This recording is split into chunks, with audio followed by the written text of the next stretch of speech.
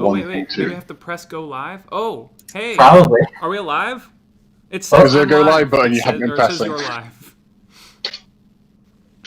Yeah, this is totally... It was just pressing the go live button.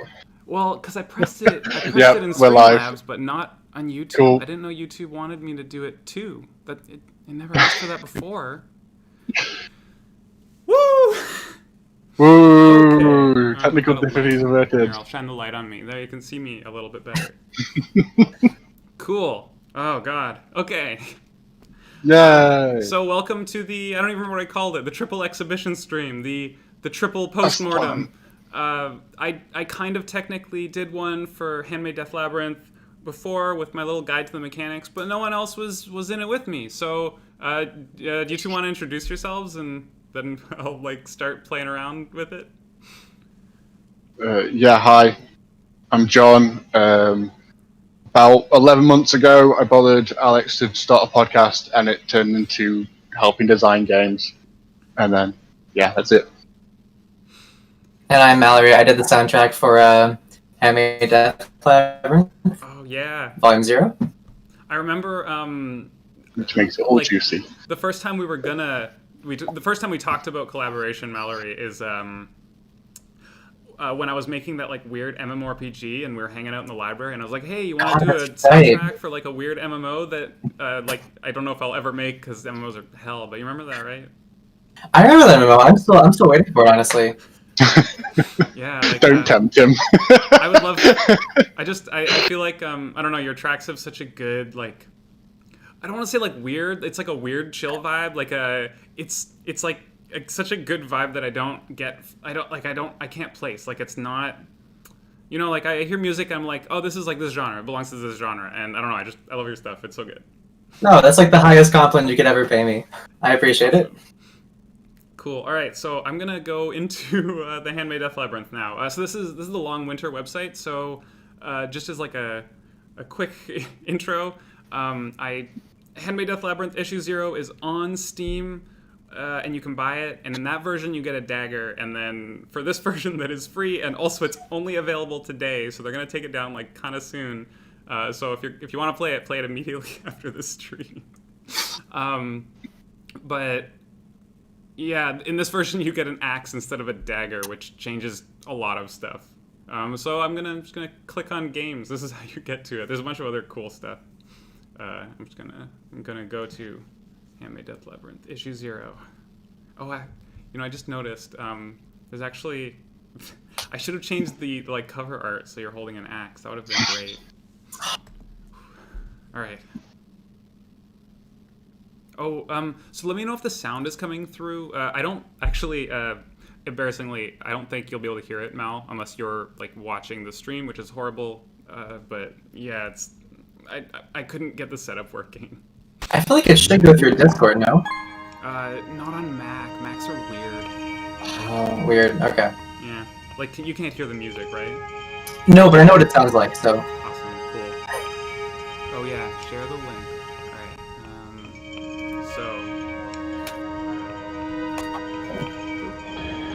So I just pasted the link in the Discord. If you go there, and you can kind of follow along. Someone in chat, let me know if we are, if the sound balance is off, but otherwise I'm just gonna kind of get into it. It seems all good. I've got a mic on it here, but... Cool.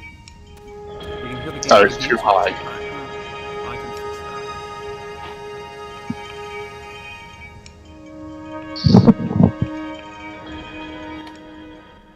Let's see. So I'm just testing for our voices. I dragged it down a bunch. Oh, I could have just changed 5. Ooh, since the audio balancing. That was a while. All right, let's see if it comes back. Oh, yeah, I think it came back. I think I just saw it come back. Oh, I made it too big. Now I can't. Oh no. We knew we were gonna have technical disasters. Yeah. I didn't do my second monitor setup or anything, so I'm squeezing everything into one screen. No, it's fine. You can just do it live. Yeah. Just everyone's watching. Oh, I mean, it's, Closers of a tab. It's fine. Oh, the tabs aren't like they're actually the things I'm going to be streaming later, so it's all good. Oh my god, I'm like clicking, dragging, and it's not letting go. There we go. There we go. Yeah, I already died. You missed my first death, everyone. I apologize. And all right. All right. So hopefully this is hopefully we're back. Wait. It looks kind of weird. Yeah, there's a funny I'll there we go. covered as well. Sorry. By the back corner of your room. Yes, that is what that is. Is the axe the same as the dagger, but it uses way more stamina? Yeah. So the axe does a lot more damage, though. So the dagger does, I think it's 35 or something, and the axe does like 75 or 80. It uses a lot more stamina, and I can feel the difference in its turn speed. Like, it looks reasonably fast, but it's like a lot slower, especially if you're used to the dagger. If you go and you play like the dagger version, and you switch back and forth between like the dagger and the axe, you'll definitely feel the difference. Like, there was a definite like aesthetic thing with the clumsiness of the weapons that, like, landing on the dagger for Shizir was probably a good mid-range of where weapons were being play tested at. It's funny though that I always think of the axe as like more the knife fight weapon, because you kind of have to get in close and get like jabbed in and then just back the fuck off. Yeah, the turn radius is so restrictive. I feel like it's so much harder to like properly kite. Oh yeah, I know. Oh, I got killed by it. But it has that nice weight to it. Yeah, I love the weight. Yeah, the chunky feel is definitely there. So people like to do I never got the deflection down here. Like I've heard that people do it. I think it's less possible with the axe. I was just saying, I'd be amazed if you could do it with the axe. I don't think there's space there.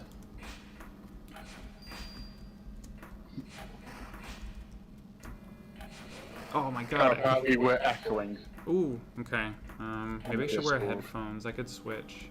You should probably wear headphones. Alright. Oh no. Yeah, if you are going to be streaming for like 2 hours straight, headphones is probably wise. Alright, bear with me as the audio all gets exploded.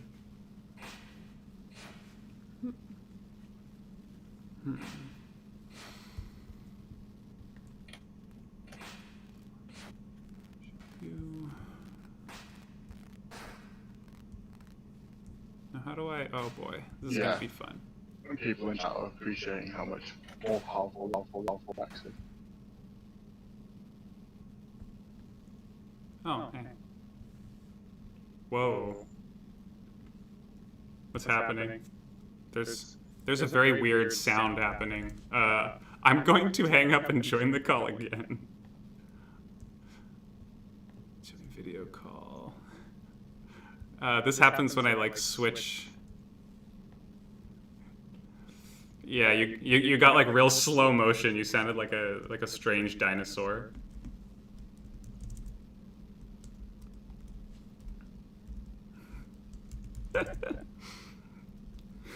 Oh yeah, I can't actually remember what the hitbox size is, or the hitbox shape is of the axe. I did for a while try like a how do I even describe it? Is there an easy like drawing program web? Yeah, sure, sketch.io. Oh, it's loading. Wow, it's loading slow. Oh, there we go. Okay. Oh my god, stop bothering me to pay money. Kind of like a shape like this. Like I made the hitbox out of like 2 circles and like a rectangle that attached them. Just to make it bounce weirder. So it may still be that shape. It's also definitely bigger than the dagger. So if it bounces weird and does all kinds of weird junk. More sound issues. Okay.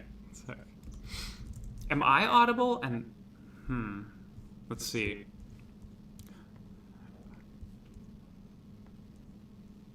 Yep.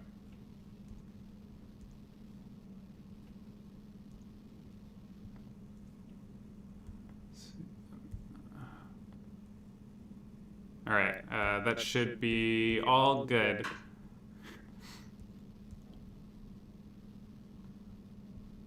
What's chat saying? What's chat saying?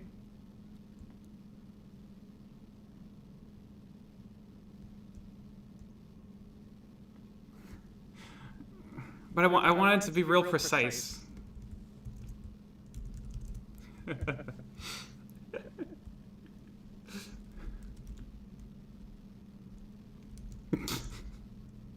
Boombox the description. Okay. Oh. Wait, so did anyone maybe they can't hear you still. It's still no good? Is that what you're saying, chat? Oh no. Oh, I sound audio technical problems. Oh no.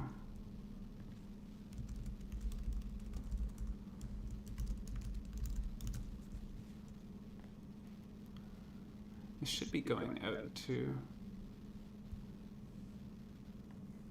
Oh no.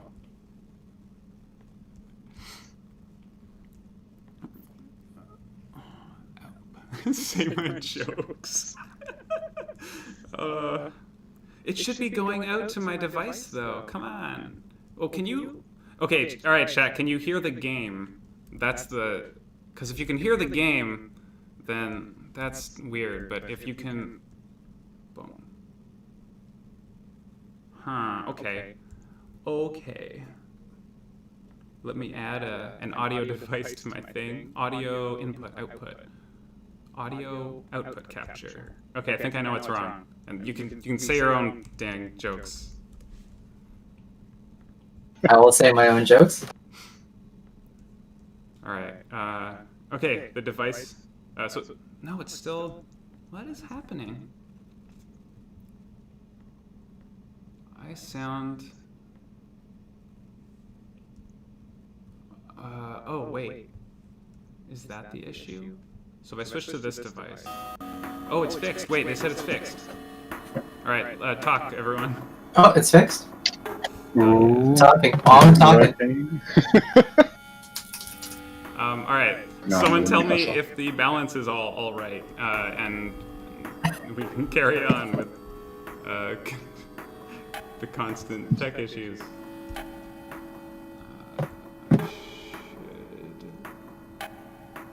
Woo, 10 out of 10. All right, we got it. Awesome. Amazing. All right, so we're back. So here I am in the room with the zombies again.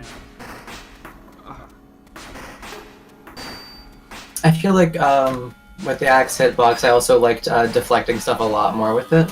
Oh yeah. Felt way more conducive.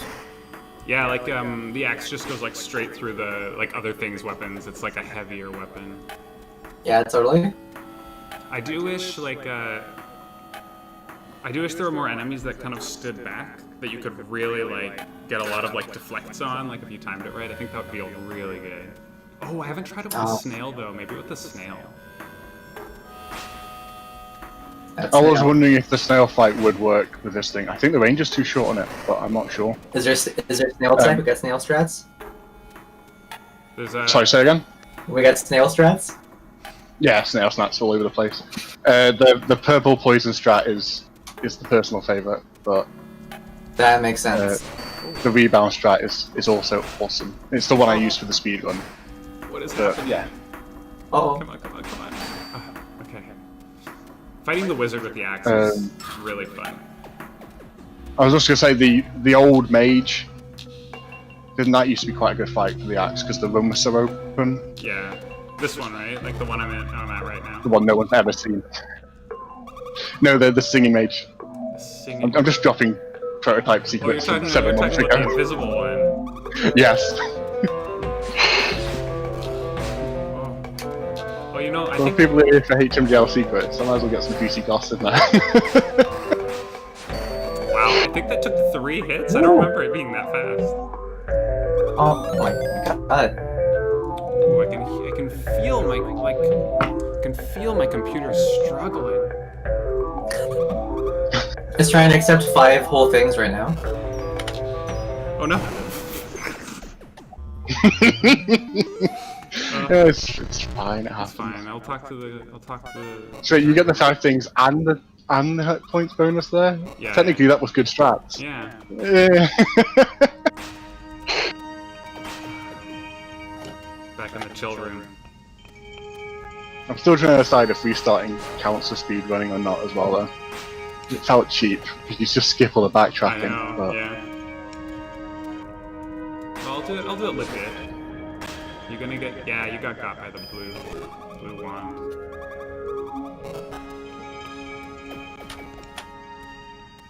So in terms of making music for future issues, is it going to be kind of like get playables and then make the music, or is it? I don't know what your two's process is between you. God, me neither.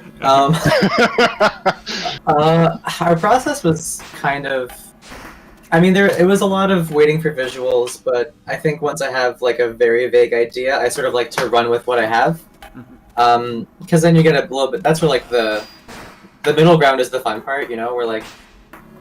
You know, the chimes came out of just me picking a random sample that I thought sounded really nice in that context. Generally, I think I like the mood that we've got going on. Where like, I don't know if we were on stream for this part or not, but earlier on you were saying about how there's like an off kilter or like a discomfort to the ambient stuff that I was doing in this, and I'm super happy with that sound. So I might just wait for like 1 or 2 room visuals and then just go nuts. Yeah, that's awesome. more or less how I've been doing it. Yeah, like I feel like kind of the moment I made like the slime area, the one that I'm in now, right? Like I sent you like a picture. I was like, hey, this is kind of what I'm working with, and there is no unique music for this, but for a little while you were like, oh, I kind of want to. Yeah, no, work caught up with, and God, when was that? I'm gonna see if just give me a sec. I'm gonna see if Chrome works. We're like better than September Firefox. time, I'm guessing. Yeah. Or maybe a little even earlier than that, August. Weird lag. Oh my God, that was August. Oh my lord. It was like a manic 6 weeks from like, oh, issue 0 is going to exist. Okay, cool. Yeah, that was a real surprise launch. Yeah, that was fun. Do it again. Oh, for sure. So I just killed it a little bit. It's coming back. I've been using Firefox and it may be a little bit laggy, so I'm trying Chrome instead. I like Chrome. I support Chrome. Yeah.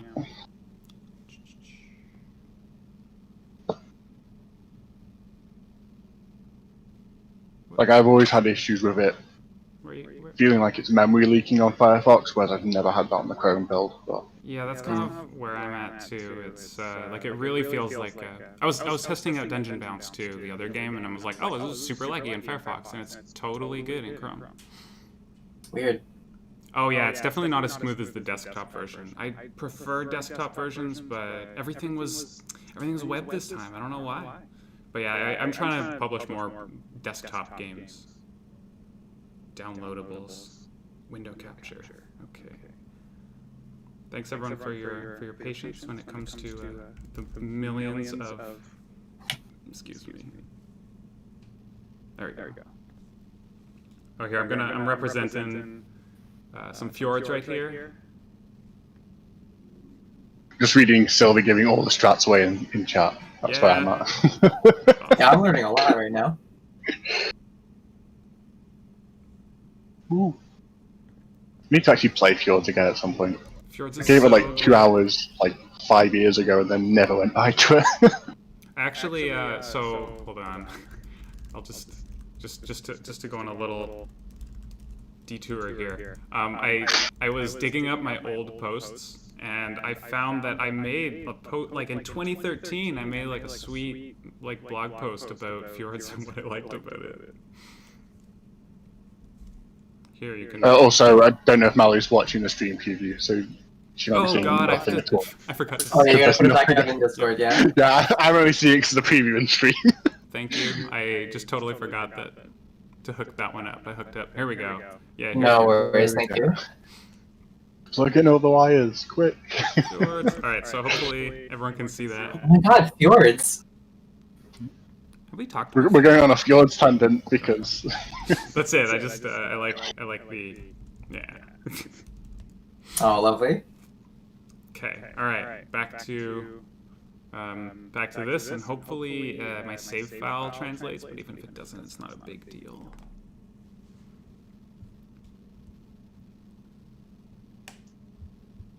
Oh, we got an interesting. What is this? There's an interesting question in chat. Following Sylvie's sharing all the strats. What's a big? Oh, the smiley face thing in Fjords. Yeah, I like the smiley face thing. It's loading. Yeah. Are you grabbing that meaty question on, or? Oh yeah, Hero. So Sweet Apple Pie Society is asking. Is issue 1 gonna have a variety of weapons, or are you planning on each issue to be like an exploration of one type of weapon in specific? And oh my god, that's a big question. You answer it. What's your answer? Okay, so kind of my role in this whole thing is like the big picture thought throughs, which is great, a wonderful role to be given and like the responsibility. But then wrangling Draken is an impossibility. So answering anything with confidence is complete crapshoot. Well put. My idea for what issue 1 would be is it introduces a lot of the scope of all the mechanics we want to discuss through other issues, but just do it on like the flattest way possible, and then each issue keep moving through those explorations. But I know that currently that's very up in the air based on last week's discussion, so I don't know where we're currently at with that. I think also moving scope and scale is also an issue. Like, we kind of blocked out 3 months to do this and grab issue 1 out and have it by like 6 hours of chunkiness rather than like 15 minutes of chunkiness, but we're maybe moving towards a smaller scope than that, so that's the other side of it, because that would mean that we wouldn't be able to do it that way as like an overview issue in issue 1. We'd have to do much more like grab each mechanic and explore them in depth and maybe build that way with it instead. And I feel like I'm not like the approach with the issues. I think is, for me, it's I want them to like build up rather than like, I feel like doing an overview is very difficult for me because I don't know where my head is at or where it's going to be in like a few months or a year or anything like that. So adding things that issue 1 was 6 hours. Who knows, Sylvie? Also, Mare keeps asking about the ornaments in the hall, and I will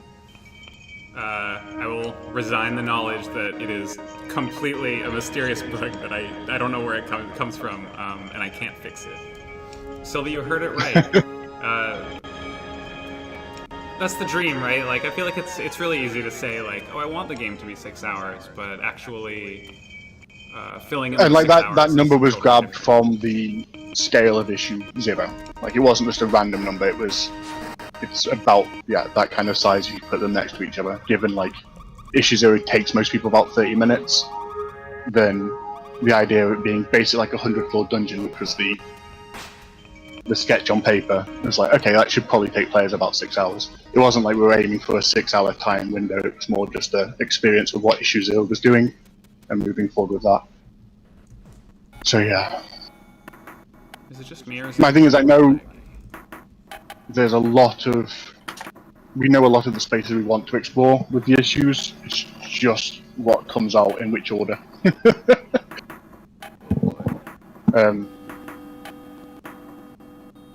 So it's bad if my computer is taking, if my kernel task is taking 231 threads, right? For some reason Firefox is still running, so I'm just gonna continue to Oh my god. just struggle and computer, please just let me do the streaming.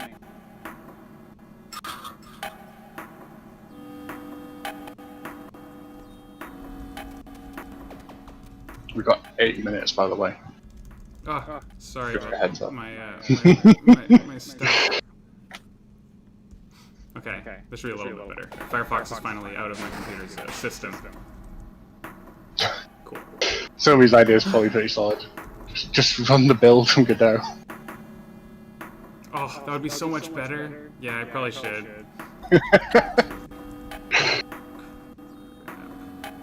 I see. I was like, where did the chat go? The chat was the. That's where I was getting the chat from. Was my. It was in Firefox, and you closed Firefox, Yeah, and now. exactly. But now everything's running better. So give and take. Win some and lose some. I don't know what I'm saying. It was in Firefox, and you closed Firefox, and now. Exactly. But now everything's running better. So okay, weird echo. All right. I'm learning things about streaming. So I'm. You really don't like 3 of these. It's fine. Yeah, you can make these for your next like 100, right? Like you can have 100 streams with technical errors. And after it's like 100 times shame on me or something. Yeah, that sounds about right. I think that's the rule after 8 years of streaming. Yeah. We're closing in on the perfect stream any second now. Exactly. Oh god, right. How did I get tricked by my own thing? Oh god. Yeah, I like those cockroaches. Yeah, I think one of my favorite moments of playing the test on this was realizing how big the cockroach piles were. Yeah. I especially love that the first 2 here are just 2, and the last one is like 4+. Yeah, they it's like 9. There's 9 cockroaches. Oh my god. It was gonna be like a linear, like a nice, like kind linear progression, and I was just like, this is just like such It's such a good powerful punchline. moment. It's too good. It's too good. Oh, that's It reminds me of my favorite thing of the early prototypes, which was the ants. And yeah. There were ants? Ants, as in tree folk. Oh, There was this beautiful forest scene you'd walk through, and it looked all good, and everything was the same size, and suddenly the pallets would turn into monsters and just run towards you. Oh, I remember that tile part. set. Yeah. Oh, I love Brilliant. Yeah, they were. That's like, yeah, the cockroaches have that same feel of that moment of surprise of like, yeah, you didn't know what this was all about quite. But then a lot of the early enemies was that same kind of feel as well, because the way crows work, like some of them are just assholes. Yeah, there's so much unused content that just didn't get into issue 0 because the store because it was just a small thing that we made for like 10 MG. It was just like, let's just get a small one out the door, and now I'm like rewriting the engine like a fool instead of just like using the content that exists. But hopefully it'll be worth it. Yeah, the content can be rewritten. It's fine. Yeah. But yeah, for me, it's kind of, yeah, because the handmade factor, it was taking away all the procedural. So it was about reapproaching the context every time. That was the whole point of the issue system. Yeah. So the whole reason for going through issues would be to be looking at different approaches to the same engine, but from different angles of mechanics. I don't know that I made that into a sentence, but just to answer that question from ages ago that we started on but never finished. So just I figured I would just because I'm not getting any like I'm not getting anywhere really with the ending. So I was just gonna play Mallory's like last track as the kind of like the finisher. I'll just play it on the stream. It won't come through to YouTube, I don't think, but just have this on like a nice thing in the background. And what a nice thing it is. It is such a nice thing. This is like one of the most disgusting sounds I've ever made, I think. Like in terms of like visceral like reaction. I had a great time. The last track here? Yeah, slime for sure. Awesome. So good. Gotta love triggering musiphonics. Sorry about. I'm glad that you two were here to like talk about stuff like while I was trying to figure out the tech issues. I hope you had a pretty cool time just talking about Handmade Death Labyrinth. It's cool. We were the alpha run for the next 2 streams. Yeah. So yeah, I also find that's a funny thread between all 3 of us, which is art that then trolls people coming on the misophonia thing. So yeah, kind of what it is. No, yeah, it was super fun. Thank you for the last minute invite. Yeah. Oh, this whole thing was last minute. Just to be clear, it wasn't like I last minute invited you. I was like, oh, like. How are you defining last minute? Alex, I know enough about how your brain works. I'm not offended. Don't worry. I understand. Again, how are you defining last minute? 'Cause Yeah, in retrospect, we had a whole 24 hours easy. Right. Time to time. I just I realized. was just wondering if it was just me that got 24-hour warning or. Look, I got a 24-hour warning, all right. If I No, you got an idea and gave everybody else a 24-hour warning. Sure, but what I mean is the idea gave me a 24-hour warning as well. Just get like a neural link so that we get like an extra couple hours. Like that's all we really need. Yeah, yeah. Like we're right there.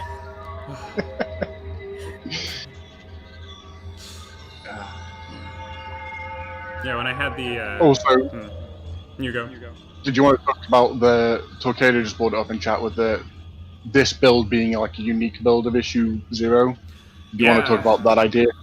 Oh The god. way issue structure might work, or Yeah, I was thinking. Well, yeah, you want to talk about the like talking about Pokemon? publicly is the question. Well, I'll just throw the idea out there. The Pokemon red bluification of issue 1. I feel like talking about it publicly, it's such a like cool, vague idea that I'm not worried about it nailing us down to any particular execution of it. But I love the idea of this, like, just this big choice you get to make that changes a bunch of stuff in like a small way. It seems really cool. Yeah, like you're kind of. It's this weird thing where you don't want to lock players out from like player options overall, but like in the long-term scope of the game, but you do want to make them have to make interesting choices in an initial state. So yeah, it's that weird push-pull dynamic that you're kind of hunting for with that whole thing. But yeah, just a thought about the axe start versus the dagger start and the other builds we were thinking about. But yeah. That'd be really cool. Yeah, I would love to. I think that the axe dagger start is it's kind of like a perfect encapsulation of just the like if there's like two versions of the game, and one is where you get an axe and one's where you get a dagger. It's not like you're missing out on a bunch of crucial content depending on the one you choose, but you get to feel like such a difference. And you know, if you talk to someone else who's played with the other weapon, you're like, oh, like this was really easy, this was really hard. It's all like backwards and reversed. Mm-hmm. Yeah, it's like the smallest thing, and then room to room, every single room, you have to approach it differently. All right, let me. I guess this is it. I'm gonna make our faces will vanish, but you'll still be audible. Display. Boop. Thanks for waving. All right, so I've made you invisible, but you're still audible. If you want to say like, I don't know why I made you. I was like, okay, now you're invisible. Say goodbye. It seems like a weird, but that's what I did. So do we say goodbye? I'm confused. Yeah, you go ahead. We're still live and full voice. Okay. I've made. Thanks for having me on, everyone.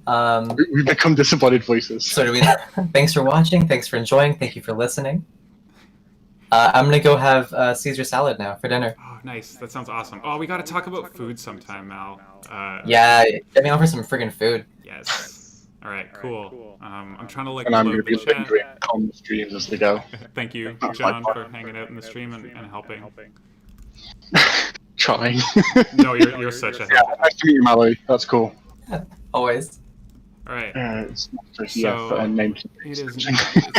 time. All right. So thank you for your patience, everybody. That was the first of 3. I'm just setting up the other call. I guess I'll hang up on this call. See you. Super good. So, thank you. Later. Later. Best of luck. Good luck. Okay. Sylvie. Add friends. Oh boy. Oh no. Send friend request. Torcado. Hello. Apparently, we have to be friends to have a group DM. Oh no! I just realized everyone can hear me on the stream. Like I turned off the visuals, but not the audios. Yeah. So when I switched browsers, I lost everything. Like I lost my ability to look at chat. So I'm trying to figure that out while I also try and figure out how to get in a nice group chat with the two mystery nominees. Torcado. Oops, I'm just like talking to myself and I'm spoiling things. It's not my intent. Alright, go live. Alright, let us start a video call.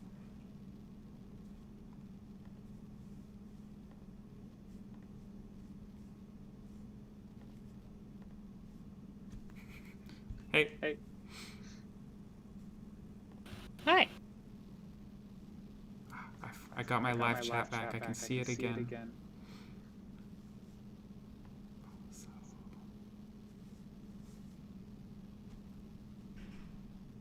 Oh, I can't hear you at all, Sylvie.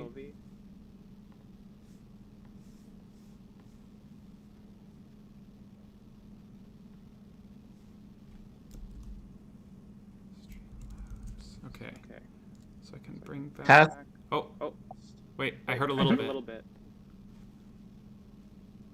Okay, I can hear you now. Can you hear me? I think so, yeah. You're cutting out kind of oddly. Like it's kind of like the noise gate, but it's cutting out like in the middle when you're kind of loud. So I don't know why it's cutting out. Test. Is everything working? I changed the input sensitivity. I think that's good. It's working great. Okay. Okay, cool. Cool. All right, so we are. You're audible on the stream, I think, as long as I know what I'm doing, and you're visible. If I could get some confirmation from chat, that'd be cool.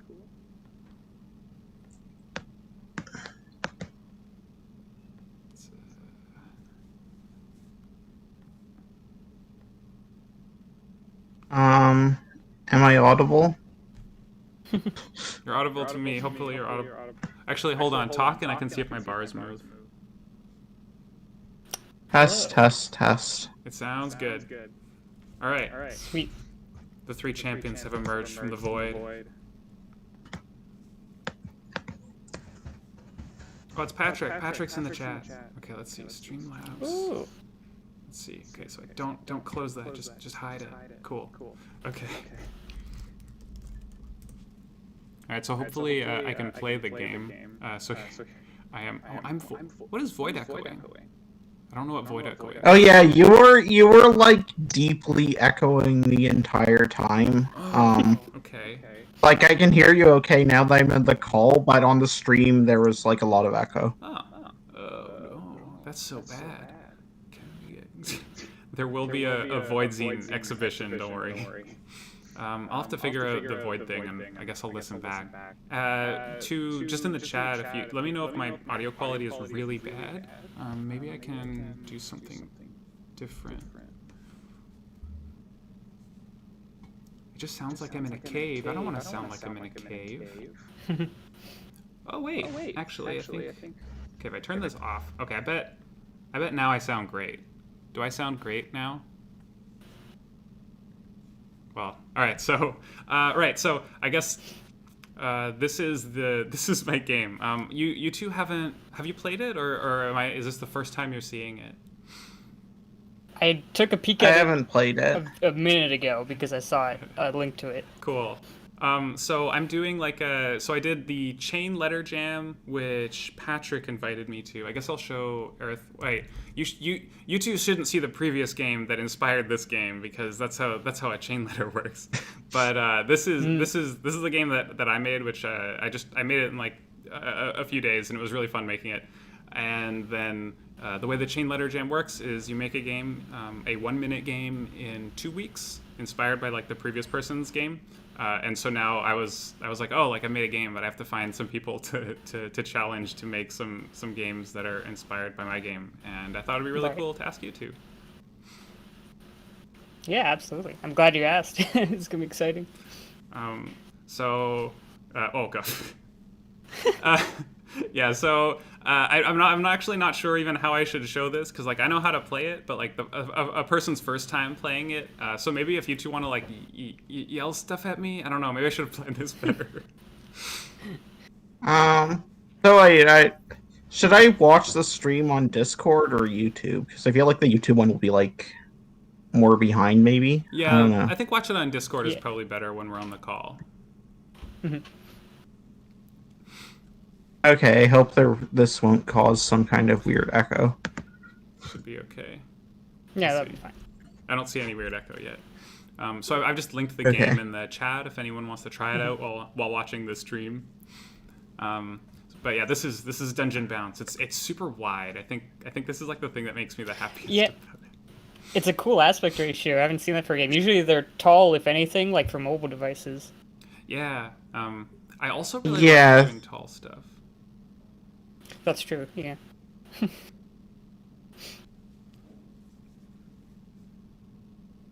So there's this little tutorial thing, but basically you click on a number and it will cause you to jump, and it's kind of, I don't know, it's fun. Like I wasn't expecting this control scheme to feel good. I just thought it would be kind of weird. I was like, why are these numbers? I was thinking like maybe it's like magic or something. I thought I would have to theme it, but I put it in and it kind of felt pretty good. There's a lot of impact to your movements, which is interesting for just having mouse controls. Oh yeah. Wait, what do you mean? Impact? Like, why is impact with mouse control interesting? Well, not necessarily that. That's a good point. Well, I guess what I mean is like with, like keyboard controllers or like a controller, there are ways you can make the feedback really apparent with that. But with No, a the mouse, frog's there's after kind of you. like there's a one level of disconnect, at least in my opinion. Same with like touching a finger. Yeah, I know what you mean. Yeah, I'm too good at this. Sorry, I'm like playing on autopilot now because I've been playing it a lot. I haven't figured out yet how the numbers change when you jump. Is it just random, or is there a secret pattern? It's not super secret. I don't know if you want to like keep trying to figure it out, or you want me to tell you. If you want me to like click on something and see what it does, you can let me know.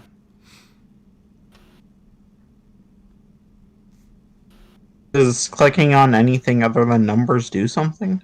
So if I click on myself, I died. Here, so if I click on... Oh yeah, you can click on yourself to turn. If I click out here, it doesn't do anything. Oh, I can... It doesn't do anything if you click on enemies, but that would definitely be something like worth... just... if you were playing it, it would be something worth experimenting. I'm trying to get to the ladder. So if you click on an enemy, nothing. It's the same as clicking on nothing. I understand now. I think I understand the numbers. Did not Yeah, know I before.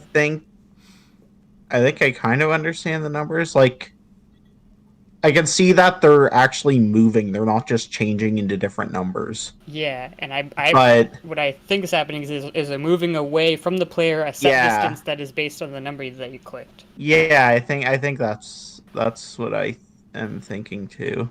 That's very cool. I don't know. Maybe it's just because I haven't played it yet, but I feel like I would have a really hard time figuring out where they're going to move to. Although, wait, does it matter where they move to? Is it just... And I they get guess- killed by the eater things. Other than that, I don't know if it matters. Yeah, I guess it just makes it like you have to like react and click on the place where it moves or something like that, instead of just Yeah, like that's true.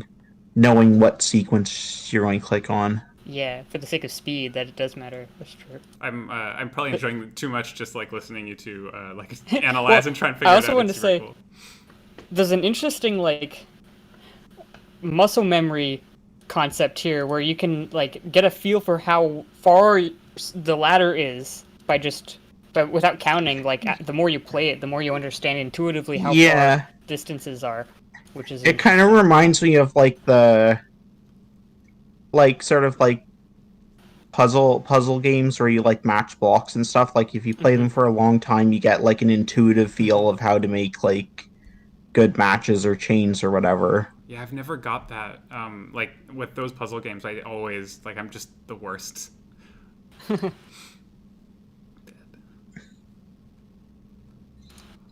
It's cool. So I guess I was curious if and maybe this is like too fast or anything. But if you had any ideas about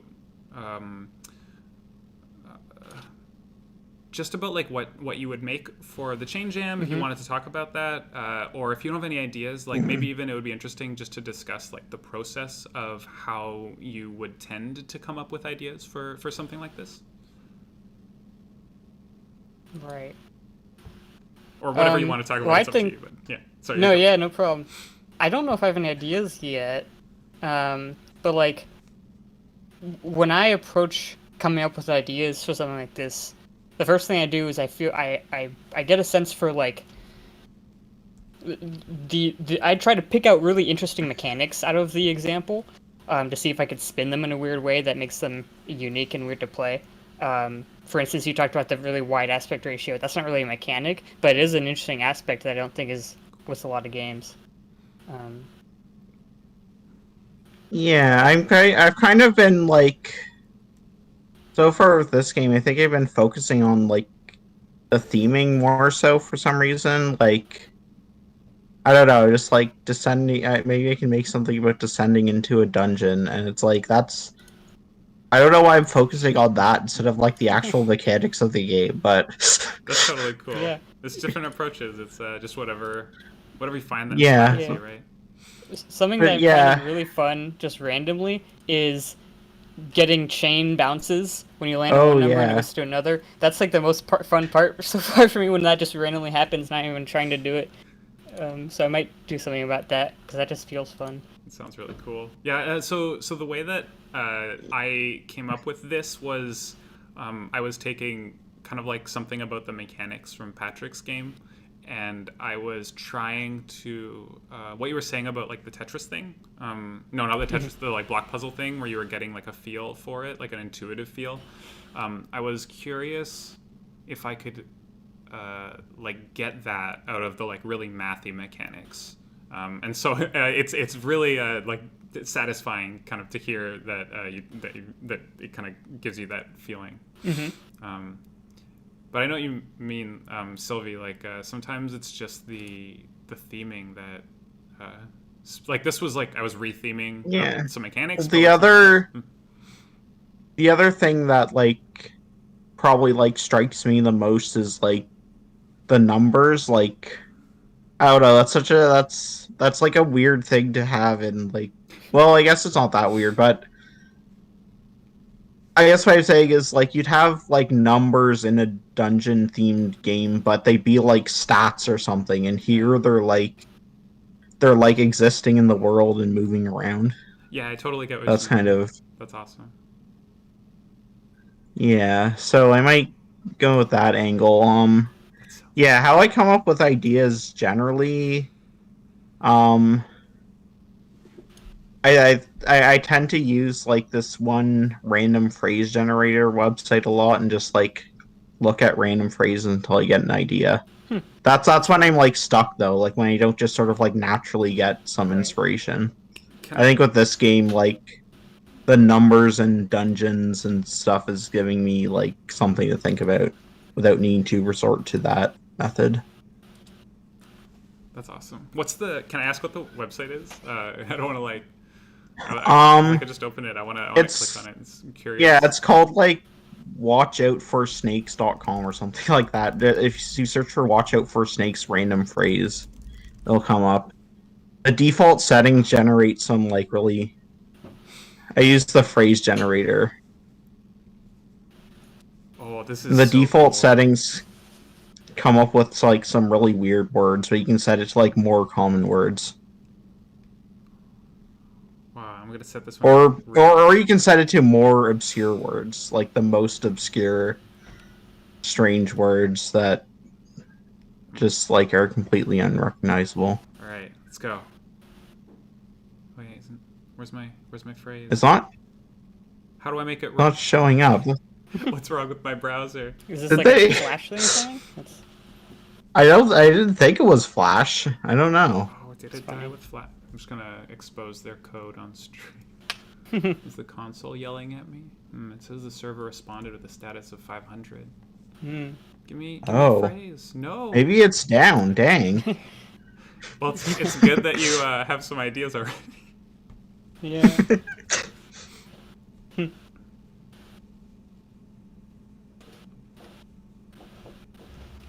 So yeah, I guess that's we're about to come up on time. I hope that felt all right in terms of length. I just wanted to do like Yeah. a quick little thing, just to show you Yeah. the game, and it was really really cool hearing you break it down. Like, I'm thinking now. I'm thinking now. What was that game? I don't know if it's.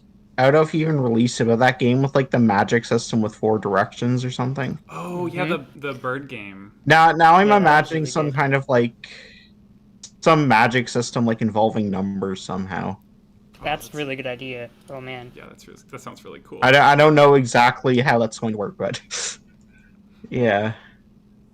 Oh, something I feel like I have to See say if I is, can. oh, you go first.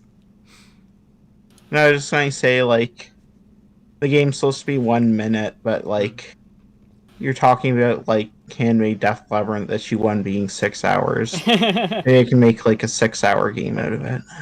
Oh yeah, so the thing I wanted to say is I didn't come into this intending for it to be like procedurally long or anything. Just it just kind of fell out that way. I've really been on like a kick of like trying really hard not to make procedurally generated stuff, but I guess sometimes it's fine if it just happens. They're fun, yeah. I have a question real quick. Yeah. There are arrows underneath the blocks. Is there a significance to those? I thought maybe they would help you feel out distances. Okay. They don't do anything other than just like they're always in the same place. So they're just like an Okay, I arbitrarily see that, decided yeah. locations. Oh, so it's like kind of like a ruler Yeah, that that's lets cool. you like see. Especially since they're not like exactly numeric, so it helps you get the feeling rather than the game telling you what the distances are. Yeah, like That's interesting. I don't like consciously pay attention to them at all ever, but I wonder if they they help at all. That's interesting. You'll notice just this very very minor like sprite work detail that I don't think anyone but the lighting it's supposed to be like lighting, so you can see the tile under the player is like slightly different, and then all these ones are all like lit Oh, okay. from the side. So they're kind of supposed to be like a like light falling on some background stones, but I didn't make it look too good. It just kind of is there. All right, I'm gonna see Nice. if you have anything else you want to like talk about or ask. Like, go ahead. I'm just gonna figure out things with the final streamer. I guess I can just say that I played a bit of the upcoming game, and I didn't finish it before the stream, but it seemed very cool. Oh, okay, cool. Thank you. Yeah, I'm excited to get to talk about it with Paolo, who was like the editor. Like we made it. Well, the magazine was like Take Shape was like, hey, you want to make a game for a magazine? And I was like, yes, I want to do that. That sounds good. And I don't know. I got to work with an editor, which is really cool. Like I wanted to explore the idea of being a game editor. Like I don't even know what it is. For like a little while, and then I was like, oh, like, but I would also really like to work with one just to like know even like what that is. Mm-hmm. Yeah, it's because a friend of mine was like, he for his son's birthday he hired an editor to like edit the book that he was like his son was just like a hobbyist writer, and he like hired an editor, and I was like, that's a really cool gift, and it kind of had me thinking like, what does that look like for like a hobbyist game to like have an editor come and like talk with you about it? Yeah, I've never thought of like the concept of a game editor before. Yeah. That's really interesting. So I thought that was cool. Okay, I'm gonna hide you all so I can like move my Discord around, but as with before, you'll still be audible. Yeah. Okay. Okay, so you're hidden. Thanks so much for agreeing to come and just chat about some stuff. This was really fun. Oh, I just nodded, but I'm not visible. Oh yeah. I guess I'm still visible to you. Actually, felt the nod. I don't think my editor friend. I don't think he's. I don't know what nouns to use for him. Editor friend or whatever. I don't think he's available yet. So I figured that he might be in the Take Shape. Like, there's like a Take Shape is the magazine, and they're doing a kind of a Zoom call event thing, and that's like live right now. I actually skipped it so I could do my stream because I scheduled it and I thought it would be fine, but it wasn't fine. I mean, like, it's fine. Like, they're not mad or anything. I was just like, no, I thought I could get away with scheduling this like right after it. I'm gonna put you guys back. If you feel like I don't want you to feel like you're stuck here or anything, but No problem. That's okay. Cool. I'm glad.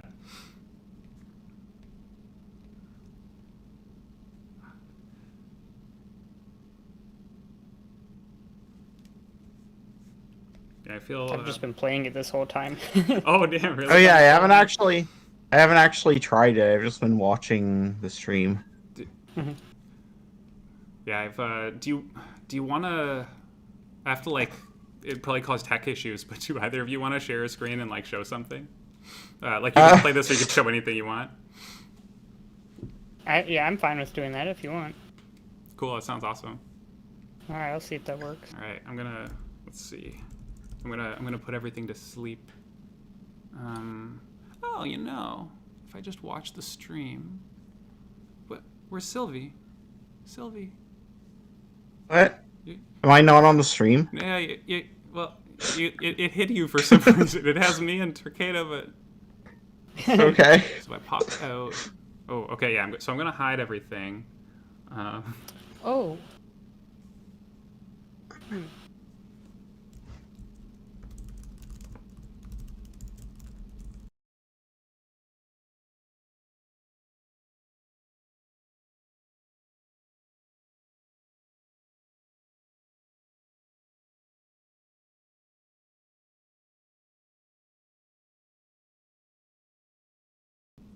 Okay, so I'm audible, but no one else is, and I'm getting faster at this. So now, when all the audio dies, I know what to do at least. Okay, hello everyone in chat. Can you hear things again? Whoa. How do you pronounce Yerky? Is that right? Yeah, I pronounce it Yerky. You could kind of do like, maybe this is inspired by the way double consonants work in like the romanization of Japanese characters, but like I want to do like a guttural stop between the K's. Oh. But I never really kind of Yerky. Yerky, yeah. Actually, is that? Yeah, I think that's how it works. I'm not a fool. Whoa. Okay, hold on.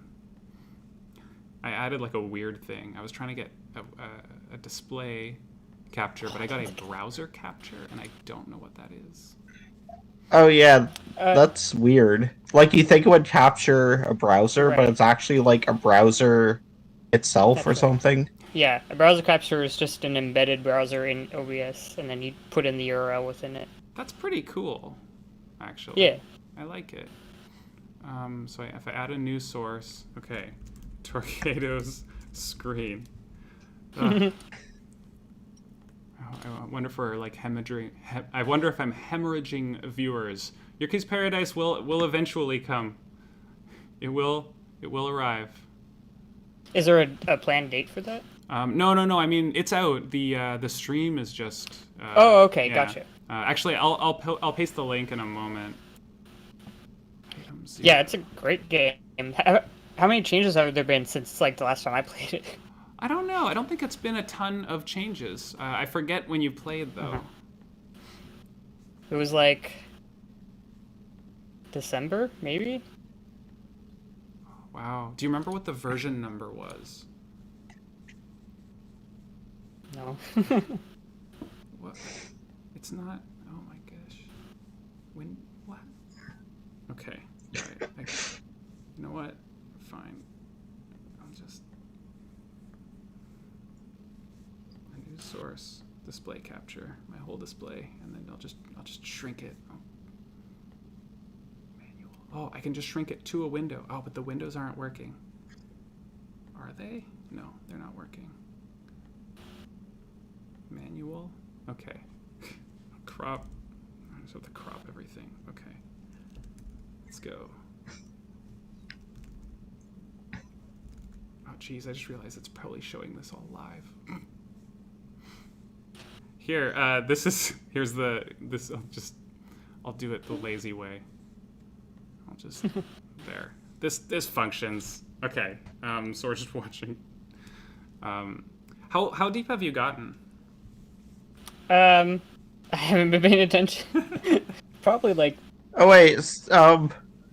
so am I supposed to be seeing Torcado's screen? You should be able to see it in Discord, but hopefully it's also showing in the stream. No problem. We'll stay till the stream goes. I just see your screen in Discord. Is there a way? Do I have to like switch somehow? Here, if I Oh, there's like stop Yeah, watching. you gotta switch. Yeah. Oh, there so we go, I killed yeah. it There's a and way I you can see. view both. There we go. Floor B2. I just been like going and then dying and not really paying Hey, attention. to what the if phone number. when like numbers were beside each other, then it formed a double digit or triple digit number?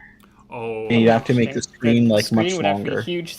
Yeah. so you Yeah. like an 840 if you clicked on 312 spaces. Yeah. I thought about doing like if I was gonna go real big with this. Oh, you can just do the one. Go. Yeah. I just saw Yeah, that. I was thinking about doing like an overworld or something with some puzzles that use these because I feel like there's Oh. definitely like an opportunity for kind of like some puzzly play where it's like really, defined. It's like how can you use these 3 numbers in this exact configuration? Yeah. Oh, I just realized you can kill those guys. You can only Realize that. yeah. So they jump over the little fly trap things, but if you knock them into it, then they get stuck in it for a little while. But they don't Gotcha. They don't die. Okay.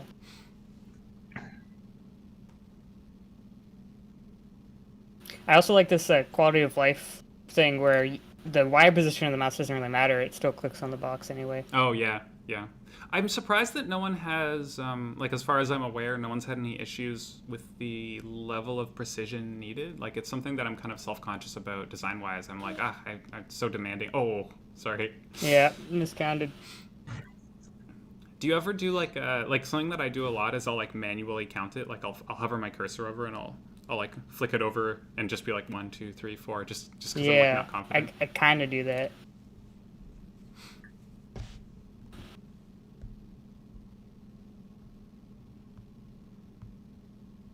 Oh, all right. So Paolo's going to be ready in something like 5 to 10 minutes. So I'm going to. So I guess like you guys okay to like keep the party going with me? Okay. Yeah, I absolutely. appreciate Sure. it. I appreciate it very much. No problem. This is fun. Let's see.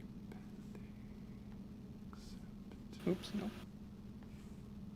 Great. All right. So many windows. I really do need to figure out like how do streamers do it? It's probably just 2 monitors. I don't have 2 monitors. I've got 1 monitor and everything is just That's dumb. crammed in there. Yeah, 2 monitors definitely helps a lot. It's like everything almost. I don't know. Like, it's really... If I have a laptop, which I usually do, I'm usually always wanting at least one other monitor. It's hard to get everything I want on just one screen. Yeah. I used to have like a desktop when I was a lot younger, and then I got a laptop, and I had them set up like in front of me and behind me, and I would just like spin around like between computers, and that was really nice. That was fun. But I never got into having 2 monitors really. I can imagine it'd be really nice. Is it possible to scroll up a bit or to see the video game in full screen? Yeah, I can. I don't know what the stream looks like. I have not checked it enough. Or should I change something? Oh, no, you're good. Okay. Oh, it should be visible. Scroll up or... Oh, actually, you could go full screen. Maybe that would be a better viewing experience, yeah. Oh, you can press space to pause also. Oh, I did not know that. And then you just press it. Oh, but you can't see the numbers while you're paused. Yeah. Oh, yeah, good. I didn't think that you could cheat that way, yeah. Is that better, Iris?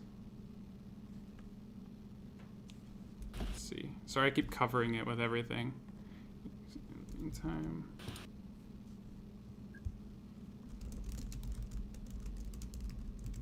Ooh, someone got to B18. Mine was 17 was the one I died at earlier on. Oops, that was too far.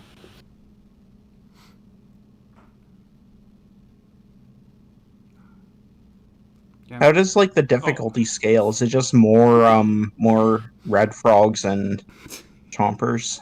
There's the maximum is 2. I like that you call them frogs.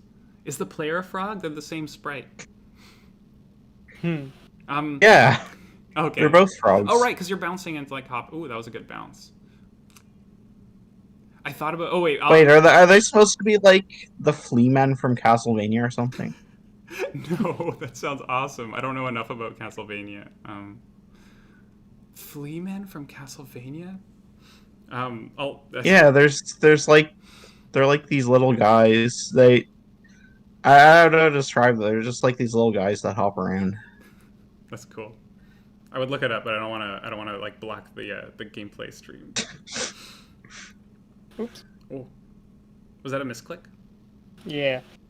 Oh, right, difficulty scaling. I can answer that question. No. I first designed the game with like I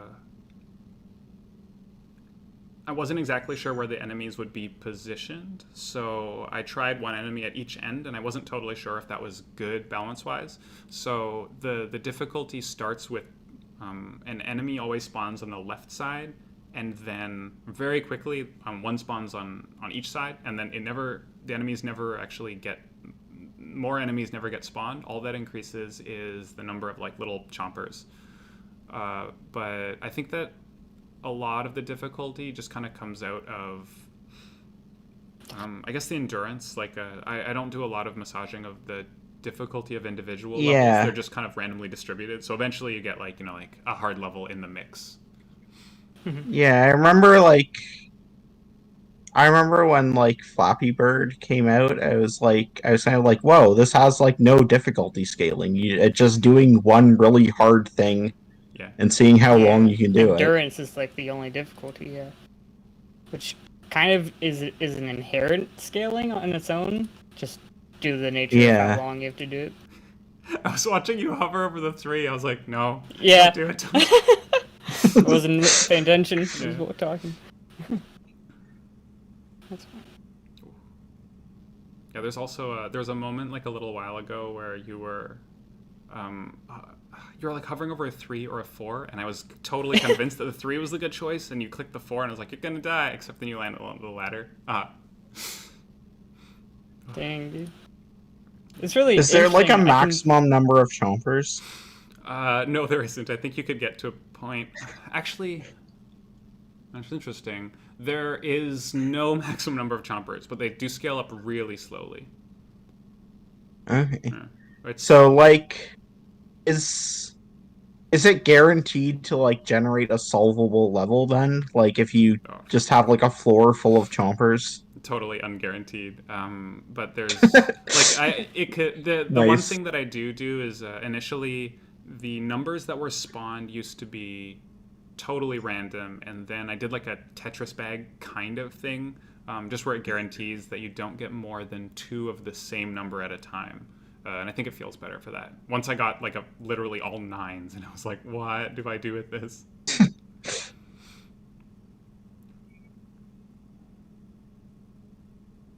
Ooh, so Daniel Lopez, I just want to answer this. Yeah, the typeface I use is custom. I made it using this tool that Daniel Linson showed me. I will try and link it without hiding Torcado's stuff. That's the kill screen, then you can say you won. Yeah, I feel like if you get to like all chompers, like that's...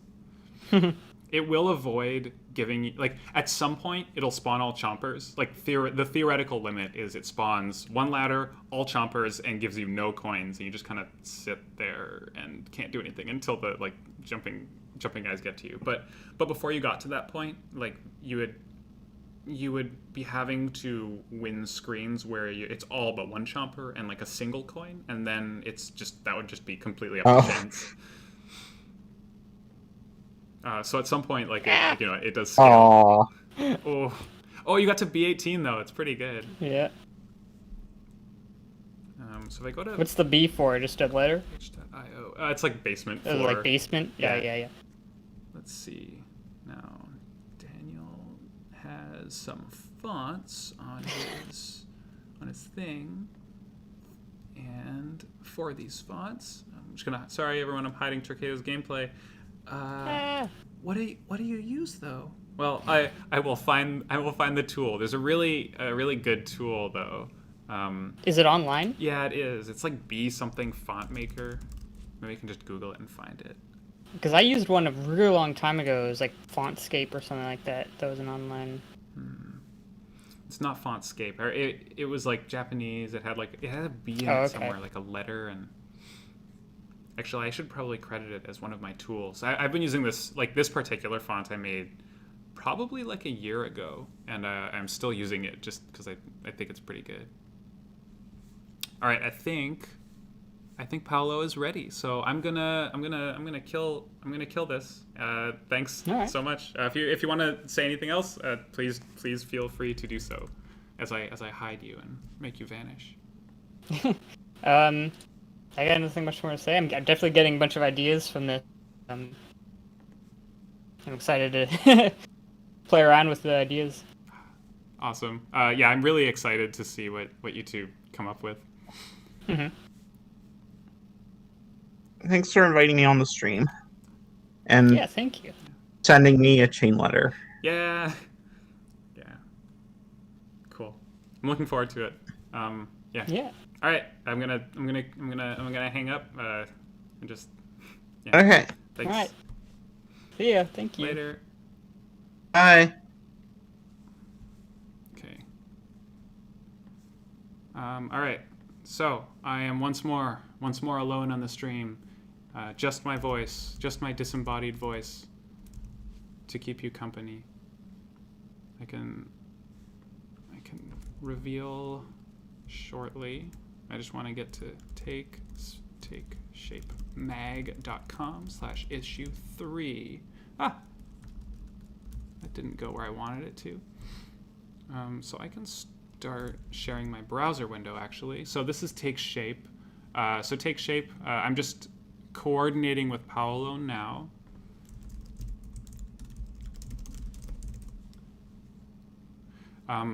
But so Take Shape magazine reached out to me in, actually I don't remember when it was, sometime in November or something like that, and asked me if I wanted to make a game for their magazine.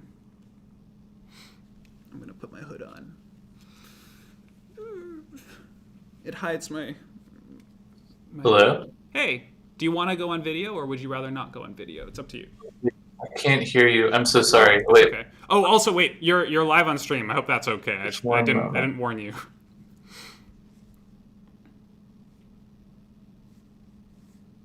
Okay, hello? Hey. Oh, you sound so different Hey. now.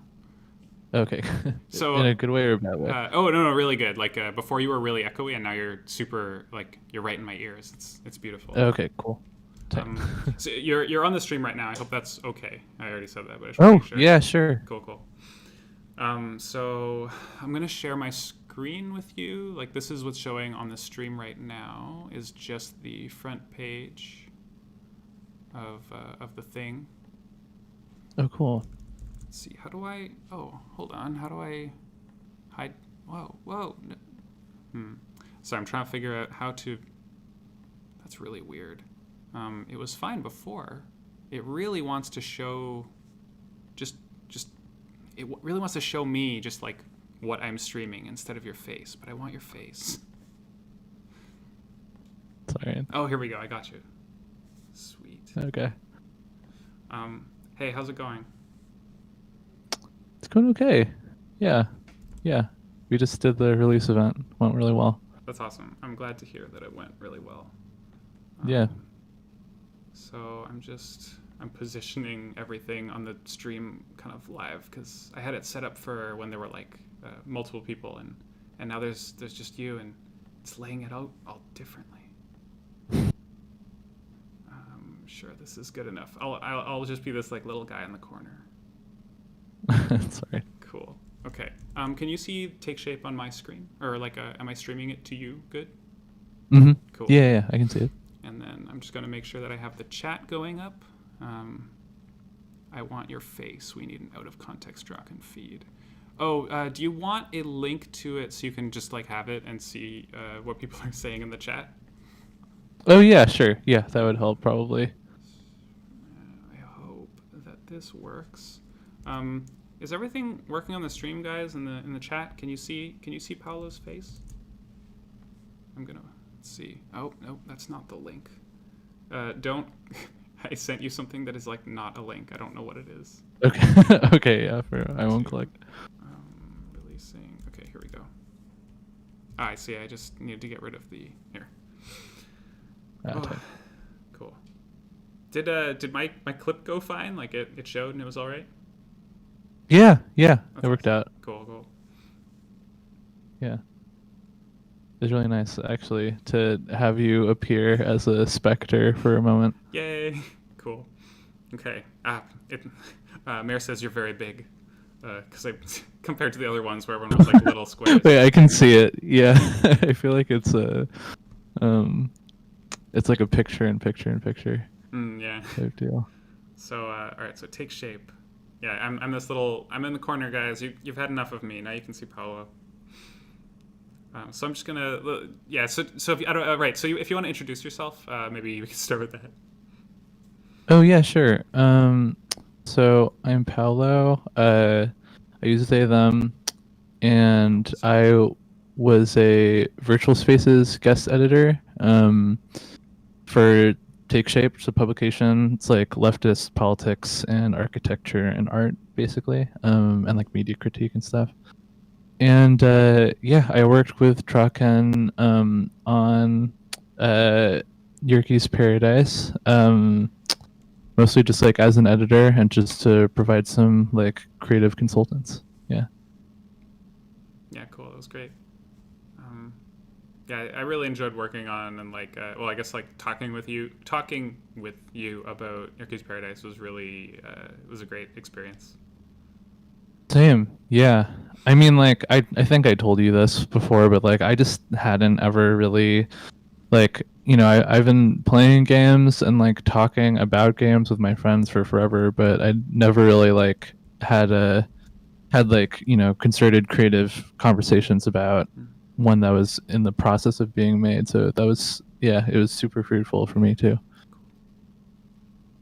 So I'm just scrolling kind of through issue 3, nice and gently. I pasted a link in the chat if anyone else would like to check out some of the stuff in issue 3. YRKKEY'S Paradise is just like right at the bottom of digital debris, which I'm happy about. I really like this, like when you hover over stuff, it's not doing it anymore. Did that change, or is my internet just off? Oh, like. Oh yeah, here it is. The GIFs. Yeah. Like, oh yeah. When you hover over these things, it shows. Oh, where is it? My internet's being a little bit wonky because I'm like streaming everything, and I think the images are large.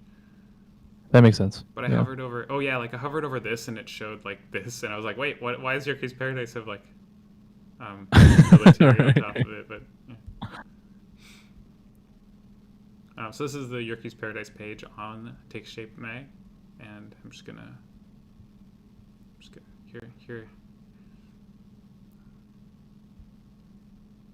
And it goes over here, and here we are back on my website. Cool.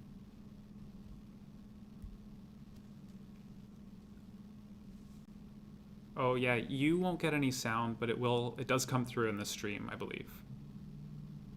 Okay. Yeah. No, that's totally fine.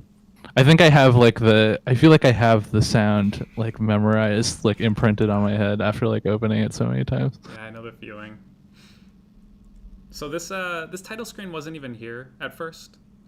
Like I feel like this was like one of the last editions, but I really like it. Like it kind of came together out of a lot of the, I don't know, like the weird like themes. Like this is like a recurring motif. Just this like one like kind of looking thing. Mm-hmm. Right. Yeah, and I like that it like I I like that for even people who don't have like a visual literacy in like gaming stuff. Like, I think it would be obvious to like any visitor that this is like a game experience, you know. Yeah. I'm getting some weird comments saying that it's not currently on the stream. It should be on the stream. It's being sent. Here, I'm just gonna. Sorry, I've been having technical issues. This is some new term. Oh no, that's totally fine. Yeah, I mean, yeah, I feel like I've experienced a bevy of technical difficulties throughout the entire last year, so it's totally fine. Yeah. Was the take shape thing, was that relatively technical issue free? Yeah, for the most part. Yeah, for the most part actually. It was all just over Zoom, so it's totally fine. It seems like oh yeah, I guess people are just saying that there is an audio. So can you hear the like jumping people on the chat people? I'm just gonna hold the jump button. I'm the only one who can hear it possibly. I feel like there's a lot of sounds in this game that are quite quiet. Because I was worried, like, you know, the jump sound. I'm like, I don't want that to get super annoying or anything. But no one's saying, oh, I can hear the jumping. No jumping sound. All right, I will figure this out. How do I? Sorry, I'm briefly hiding your face accidentally. Oh, it's so No, weird. please. Yeah, I have for those who are interested in the woes of a Mac, they really hate it when you try and capture their audio. So I have to like set up a special audio stream, and then I have to set up my computer so it outputs to both my headphones and to the special audio stream that pretends it's a microphone, and then the special audio, and then I'm listening to that. So it should be okay now.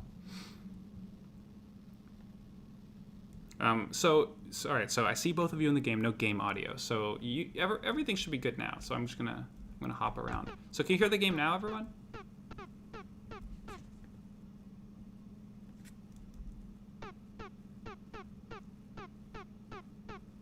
Waiting for a response.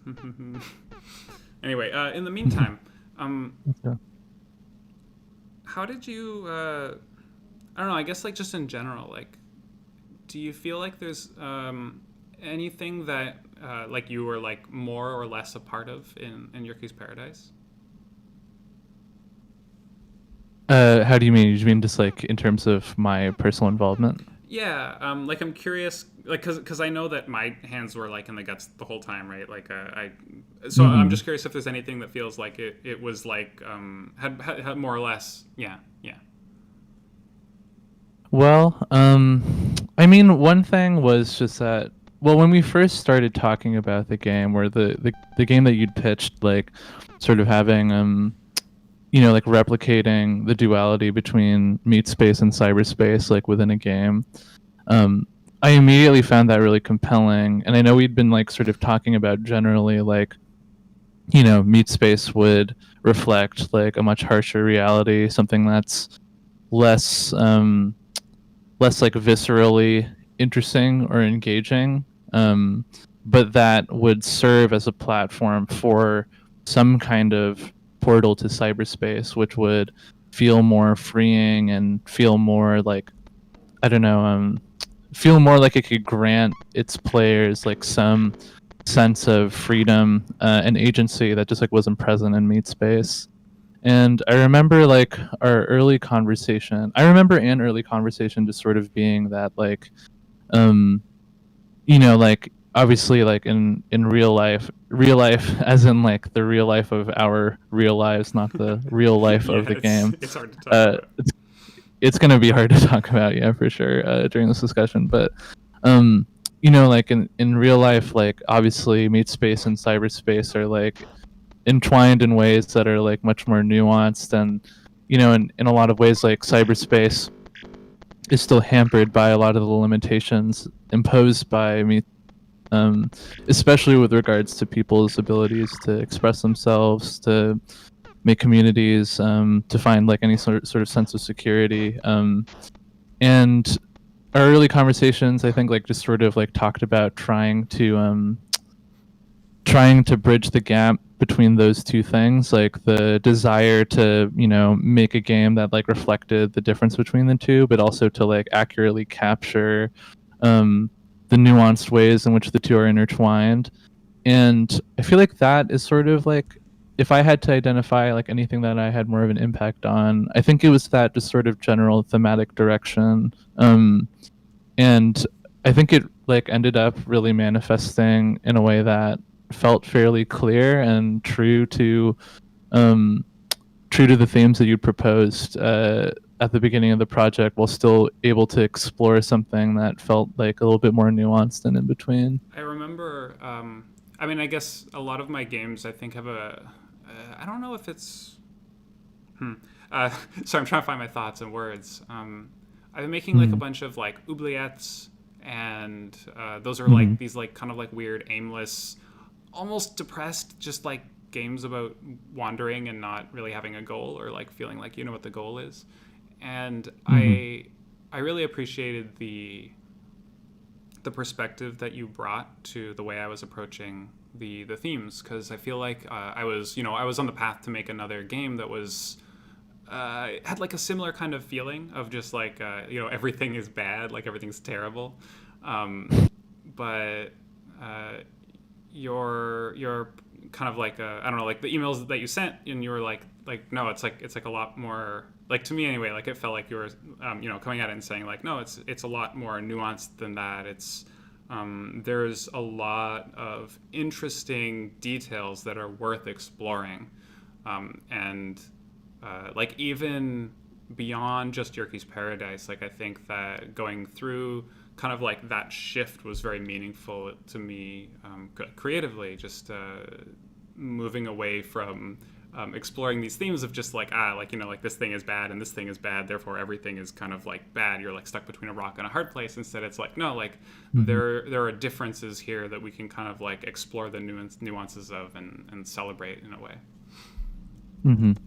Yeah, totally. I mean, it's, I feel like, I also feel like if anybody who's joining the stream can probably like relate to having like a complicated relationship to the internet, that it like can afford us like a lot of means of connecting with other people, and perhaps like maybe more means of like achieving like a more accurate like self-representation or expression or something, but at the same time can feel still sort of like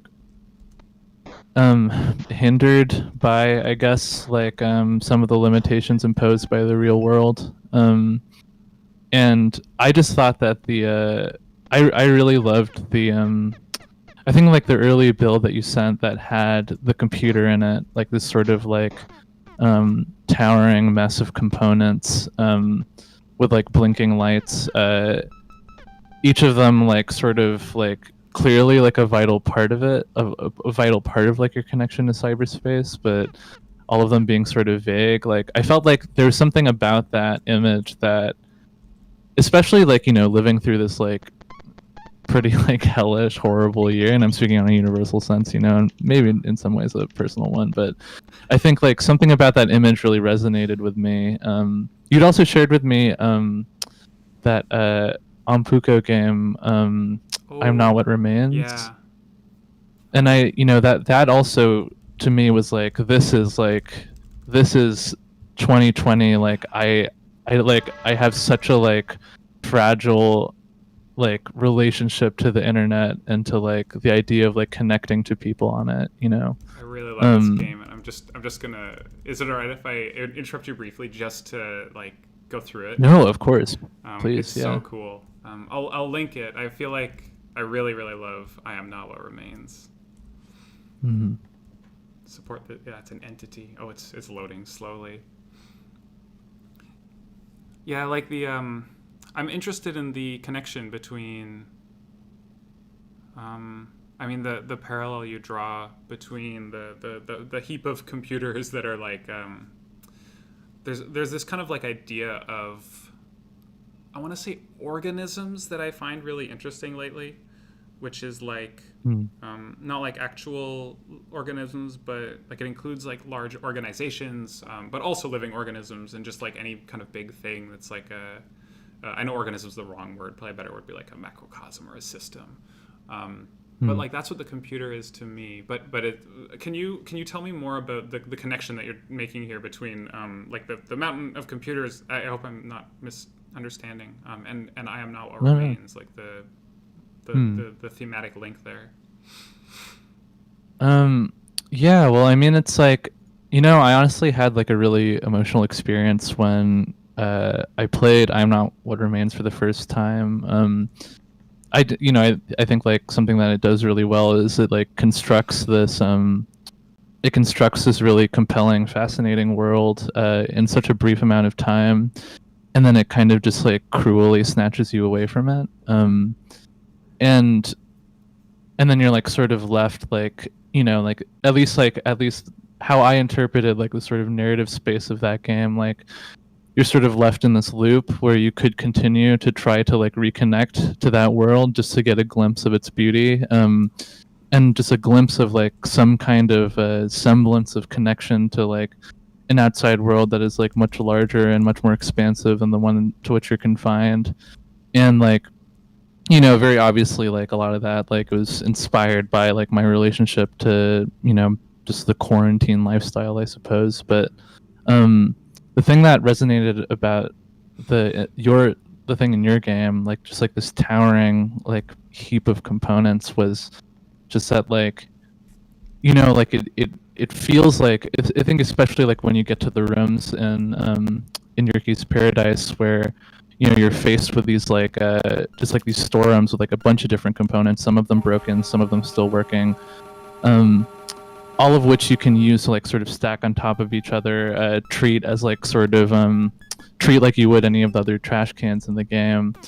There was something about that image that recalled that same kind of longing, where it's like, it's tedious work, it's ugly work in some ways, but it's like work that we have to commit ourselves to in order to like experience some kind of connection to a world outside of our own, Yeah. And I felt like that was like a really compelling like emotional motivation for the player and for this character, for YRKKEY to retain in order to like continue to progress through the game. So I'll just go through the computer now. I think this is like a really good time, because just you're talking about like the themes of I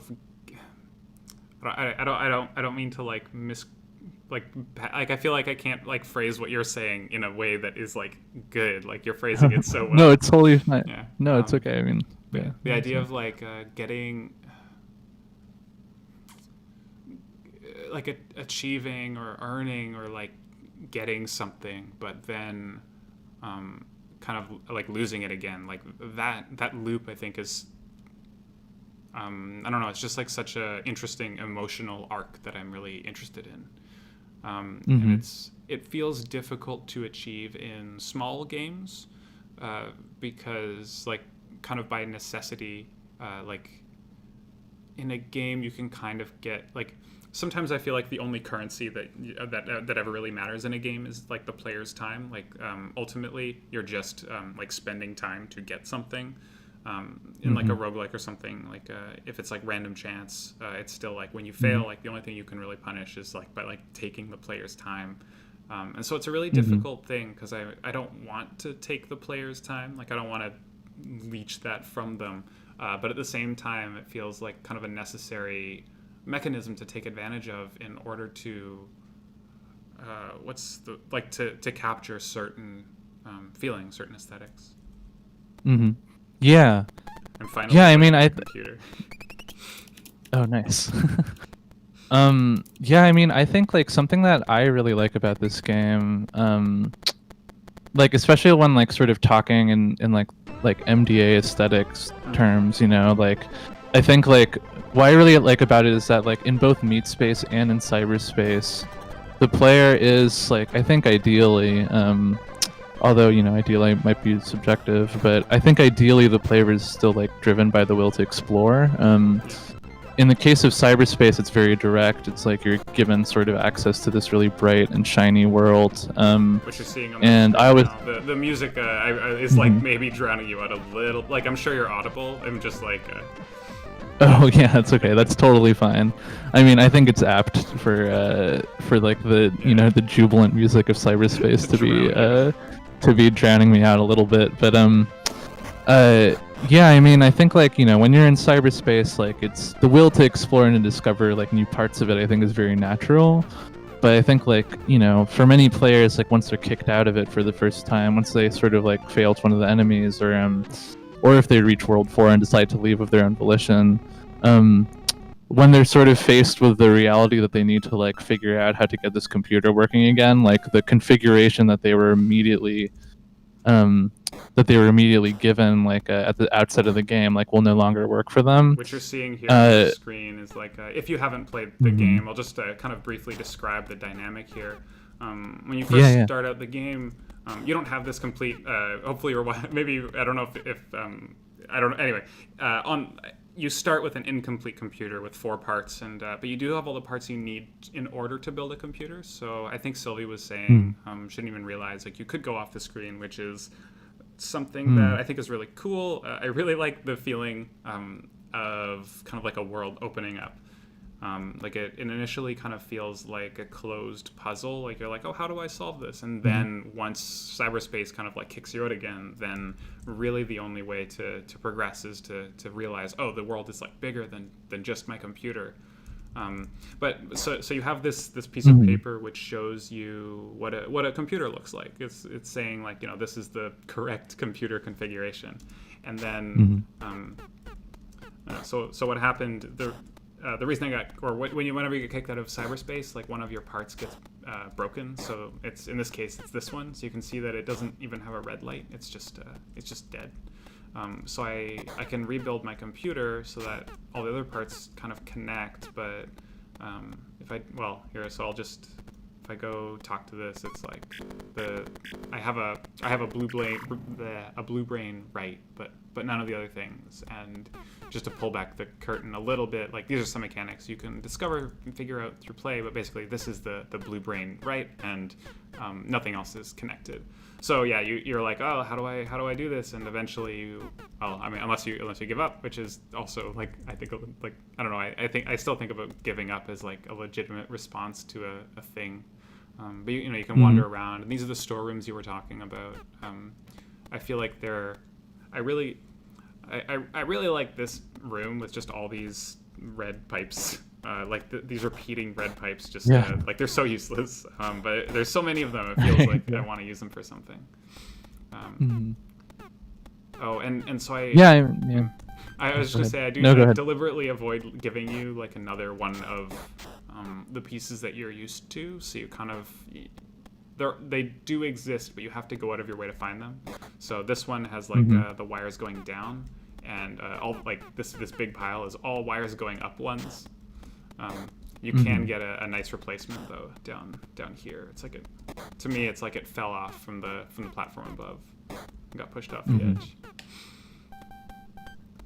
I do like I love that this game like rewards I mean I'm sure there's like some kind of like term for this. I'm sure there's like some kind of term for this in like gaming nomenclature or something, but like just like the impulse for like people who have played games before to just like immediately walk in the opposite direction that they're told to. Like at the outset, like I love that this game rewards you for that. Like it shows you this sort of like, this like storeroom full of like broken objects, full of trash, like full of literal trash cans, and like forces you to wonder like, what lies beyond, like what lies like above that ladder. It's like, again, it's like what I like about this is that it sort of enables, it like validates like different responses to being in the situation depending on what the player feels like doing, whether they feel like getting right back into cyberspace or like exploring meat space much more. Yeah, exactly. I really like that about it. I really believe in possibly too much. I'm trying to like pull back a little bit, but I really believe in acknowledging and I don't know what the right word is, but like, you know, letting the player play with stuff. And you know, if someone's like, if you feel an urge to play with something, making sure that you always have these avenues. I have like a very weird relationship to completionism, just that attitude, because I feel, but at the same time, I don't like it, because whenever I'm trying to complete something, eventually I feel like there's only one thing left to do, and then I'm like, oh, like I'm forced to do this thing, but at the same time, it's also like, thinking about it now, like, you know, it's a legitimate player response that I want to like respect. I don't know if that makes sense. No, that definitely makes sense. Yeah. I mean, I think that's like another thing. Like that's one of the other dualities of the game, is like the tension between the like direct incentive to play linearly, but also like between the fact that like a meat space is designed in such a non-linear way, that there are like maybe there is maybe like technically, like you could say, like different like states of meat space, and like one of them is closer to like the quote-unquote ending, but like other than that, like your experience of that space and talking to those NPCs like might differ really greatly from like another player, for instance. Something I really like is a lot of people that I've showed it to, especially people who are really, I don't know what the term, how I would exactly put it, but people who are very like aligned with cyberspace. I think Mare is in the chat and had this experience. But a lot of people who are very familiar with games and like very into games, I don't know, better to put it. Oh my God, Iris is having a. Thank you, Iris. Just like says, I celebrate all the concepts in this game, which is awesome. Oh, that's sweet. Yeah, that's awesome. So these are kind of spoilers, so just for the next like 10 seconds, but players who are very aligned with cyberspace discover the cyberspace ending and assume that it is kind of like, and it feels like the ending, right? It's not like, and you know, there's two pretty radically different endings. And I think that they kind of like acknowledge two different types of play in a way that, like, to me feels very like true to the themes in the game, which feels amazing. It's like when you get the ending by rejecting cyberspace, you kind of do so by aligning yourself with the theme, the choice, the thematic choice of rejecting cyberspace. Right. Yeah, and whereas, well, I don't know how much we can or should talk about like the other ending, if it's like a surprise for people, but I guess like what I'll say about it is that like it's like the converse of what you said, is just like it does like validate like a specific like kind of interacting with this game. Like if you're paying attention to different parts of it, like it might speak to like, you know, like the different kinds of things that you might pay attention to when you're playing other games, or your experience with other games maybe. But yeah, I like that they both sort of feel like natural endings depending on what your experience of the game was, and don't necessarily like it never really feels like you come up against like I feel like most games like that like sort of have a bifurcated ending, like present you with like a very obvious like moral dichotomous yes or no choice or something like that. And, like, it's very obvious that you've made a choice between like one ending or the other ending. But right, exactly. But in this, it kind of feels like either way, like it feels like an inevitability. It's like, oh, this is where it was going the whole time, right?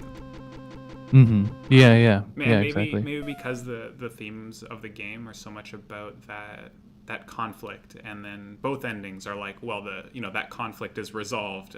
Like it's gone one way, and it's just like, oh, okay, like I get it. Like that's where it went. Yeah. Right. Finally, and the cyberspace music was going for quite a long time, and I was like, I'm gonna get out of here now. I'm not gonna yeah, that's all right. Yeah, if anything, like talking about this stuff just makes me think about like all the stuff that didn't end up like being able to like fit into the game, into this finished product. I guess like that's a question that I have for you is like, was there, because I know we like sort of talked about like a bunch of different like small ideas, you know, and I was wondering if there was like anything that like any one of them that, even if you're like, you know, even like I'm pretty happy with like the like current state of the game, its final state, like I think it's like it feels really complete and whole. But I was curious, like from your perspective, whether there was like anything that like you wish you might have been able to like include in it if you'd had more time, or yeah, I don't know. So lately, I've been trying to not. Have you heard the term blue sky? Like a blue sky approach to something. Yes, yeah. I've been thinking a lot about. I call it the brown dirt approach, is the opposite of the blue sky approach. But I've been thinking a lot about like I guess MDA is like a cool place to like is like a nice framing for it. There are some ideas that we talked about which I would describe as like mechanical or maybe at best dynamic, but it was like, you know, like, oh, like maybe you'll have like coins that you have to earn, or I think one of the things that I mentioned, and you were talking about like an NPC that you could like go to like reset your computer or something.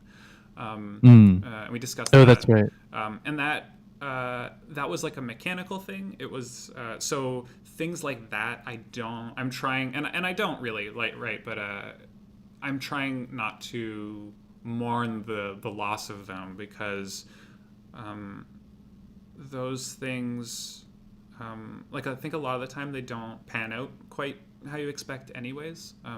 This is kind of why I find it really hard sometimes to build like a very large game, because you're usually the idea of a large game involves adding more systems. At least kind of the aspirational idea, right, is like, I'm going to make this game bigger by adding more systems. And I don't think this game, like, I think the only system that I kind of regret not kind of seeing through a bit more is the computer's construction mechanics, like because I can kind of see the promise there from a brown dirt standpoint.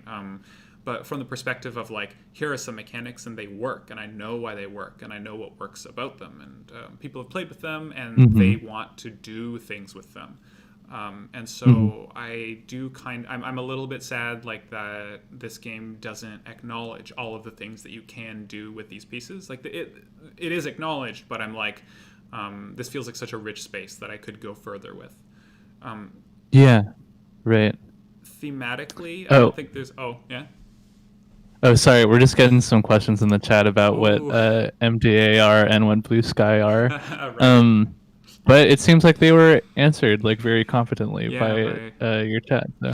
Cool. Thank you, chat, for answering all the things. Oh my god, I thought it was drugs. Yeah, no, it's. To be honest, when I first heard MDA, I also immediately thought MDMA for sure.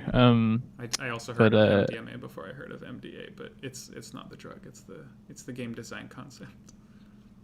I mean, I guess like, you know, I guess you could argue that MDA are like have drug-like properties as like like mind-altering, like, I don't know, game principles or something like that. But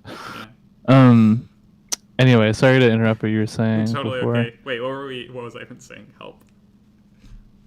We were like, you had been talking about. Well, it had begun with like talking about sort of how like, you know, like building like systems into larger games like sort of makes them like more like has the potential to make them more unwieldy. And I guess like, I don't know, I'm curious about this like with the development, because I've played your other oubliettes and stuff like that. And like, do you like have when you're like imagining people like interact with your games, like are you planning like for a specific are you planning for a specific set of scenarios? Are you anticipating like a certain set of like player behaviors? Like, I'm pretty sure like, you know, like I'm pretty sure that like if I present this to somebody that they'll have one of this like particular range of experiences, or are you just like sort of releasing them with like a kind of like experimental attitude, like not knowing like necessarily like whether or not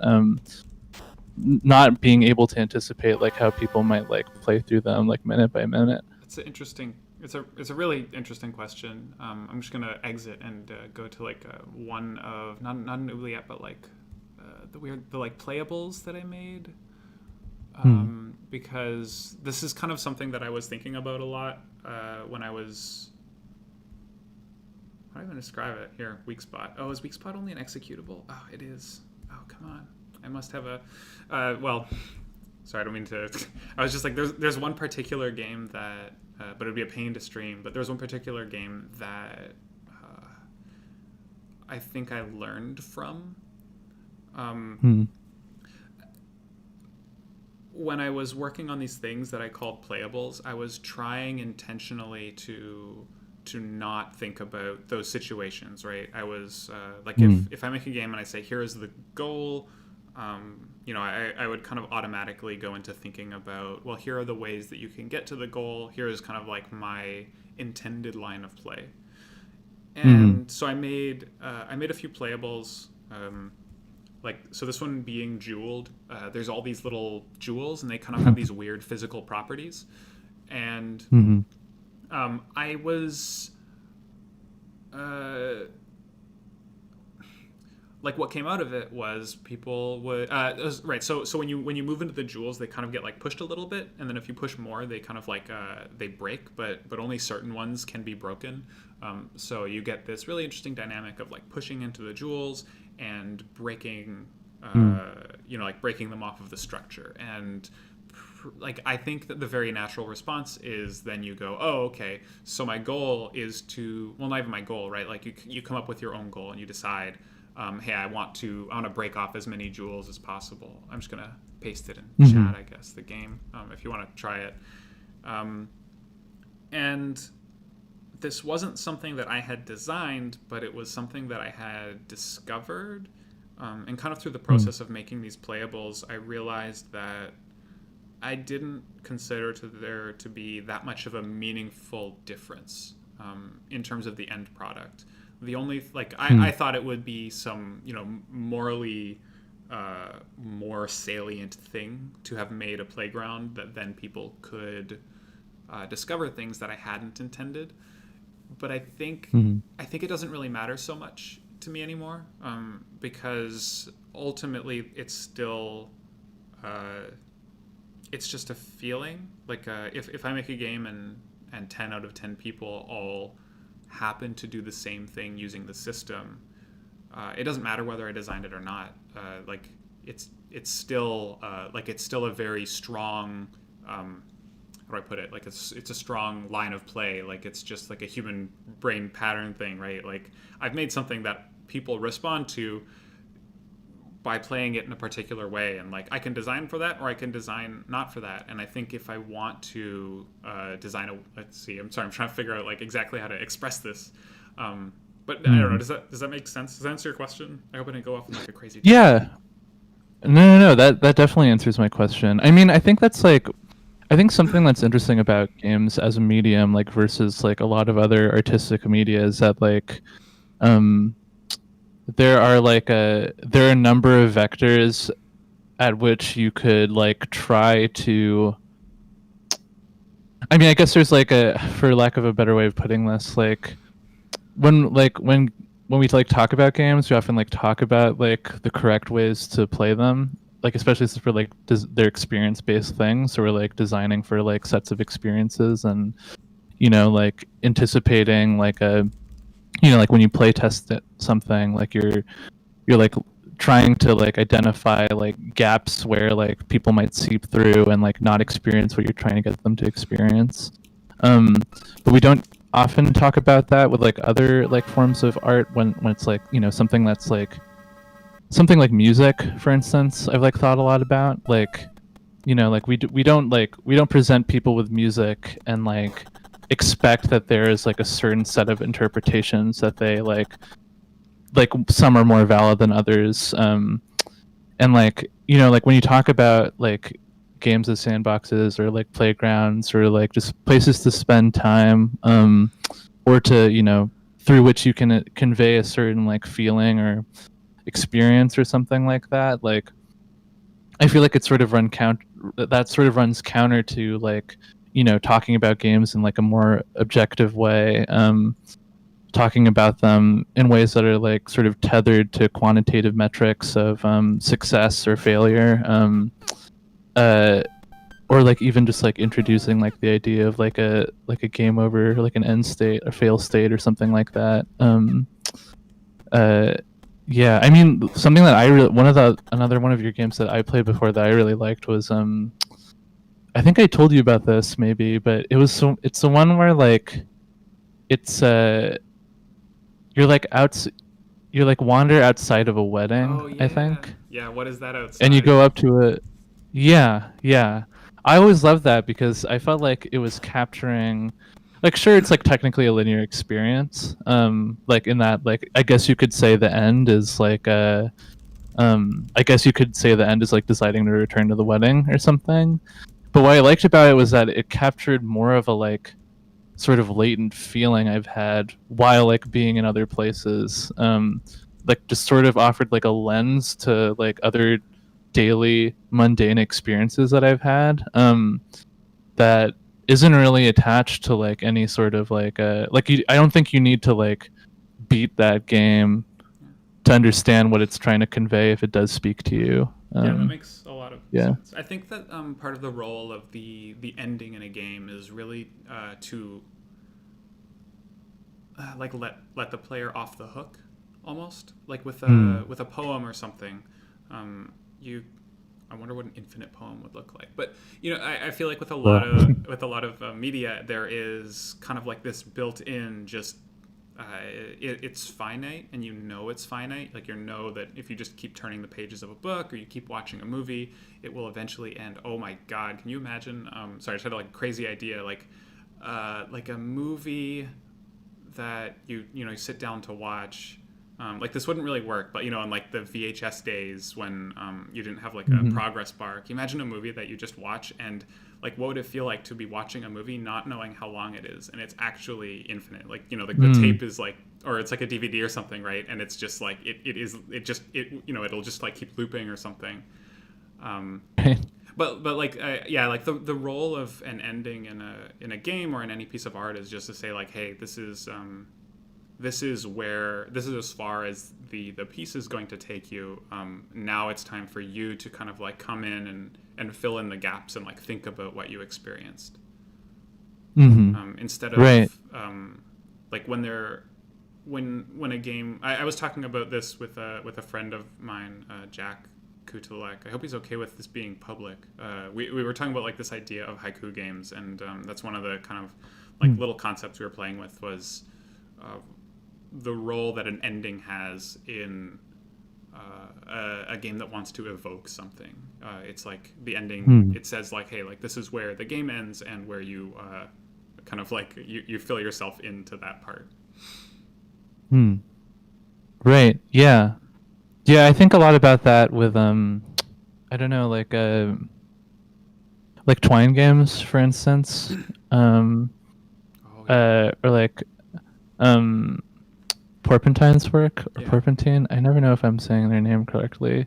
But it's like, yeah, it's like these games that like sort of take like what would normally be linear experiences, like reading a poem or something like that, but kind of like jerk them a little bit to the side. I feel like those things are really interesting to me. Or like I think actually, sorry if I'm like repeating a lot of this stuff, because I think like I shared this like over email exchanges or like over the call that we had before, but there are like a couple of games by Stephen Lavelle, Ink Repair. It's funny, like I never know if I'm pronouncing any of these names correctly because I only read them. I think it's Ink Repair online. Ink Repair. It's because there's a game called Rah Rah Racer that I really like, and it's like a fake YouTube video where you are playing like the game that's on the screen, and it is like but the person who's playing the game is speaking, and I'm pretty sure it's in Rah Rah Racer, and inside the game the person is talking about how they're playing a game by Ink Repair, and so I'm pretty sure it's Ink Repair. Anyway, it's good. It's a good one. Whoa, that's tight. I love that idea.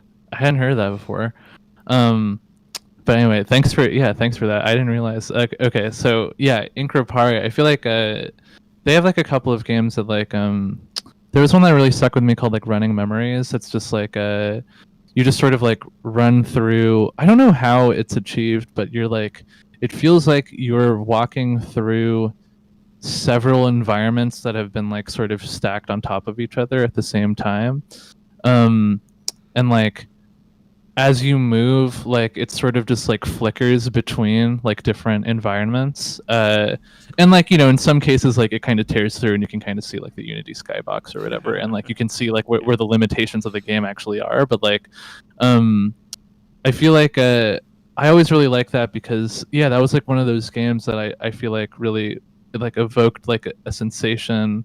And like every time you like, you know, like when you jump into it, if you just like prod at it, like that's like what sort of causes like the like that's what causes like the emotional sensation, just like the fact like the act of interacting with it, not like achieving like any ending or like arriving at like some kind of like expositional statement about like what the game is trying to convey to you.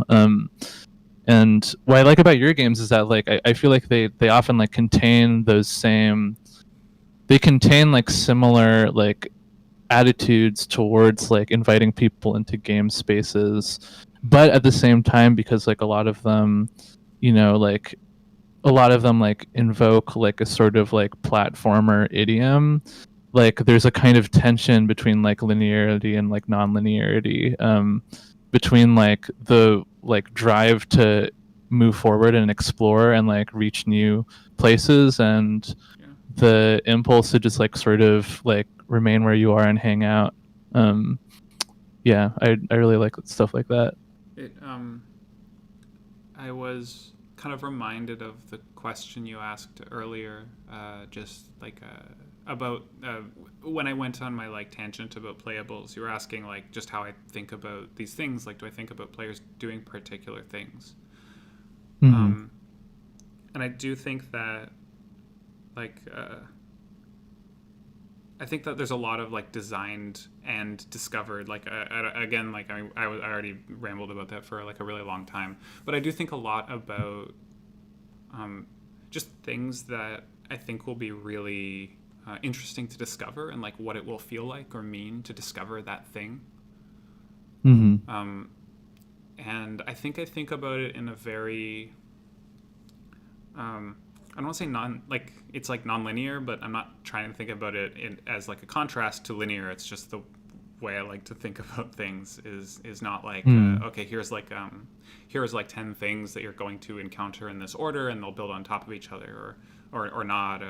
I just think about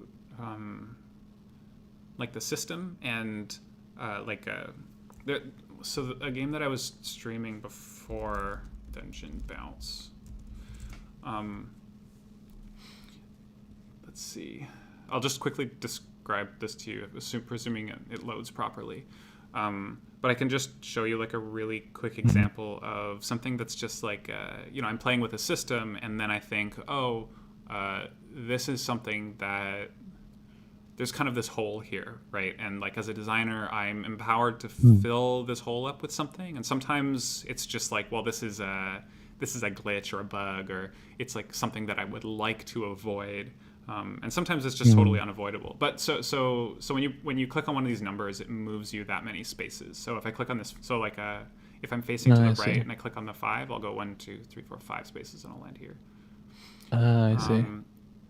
And I was looking for like a place. If I click on the 1 over here, like it'll just move you 1 space. Oh, sick. And as I was kind of designing this, I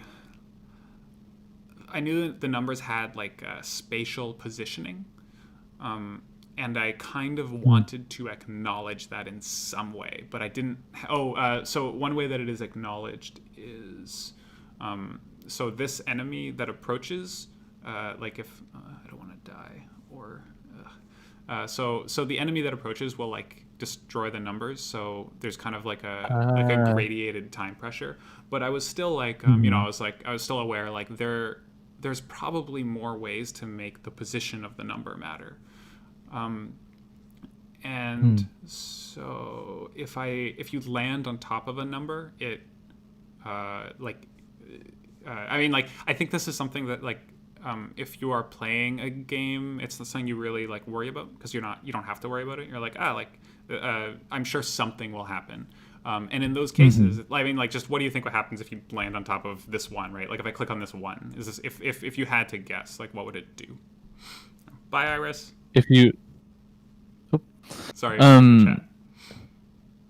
Oh yeah, no, it's okay. So if you click on that one and you land on the other one, Yeah. I don't know, that like it would just disappear or something. Yeah. So here, just see what happens. Oh, whoa. Oh, I see. Does it move you? Oh, it moves you the amount that the number is assigned to. Yeah. And Yeah.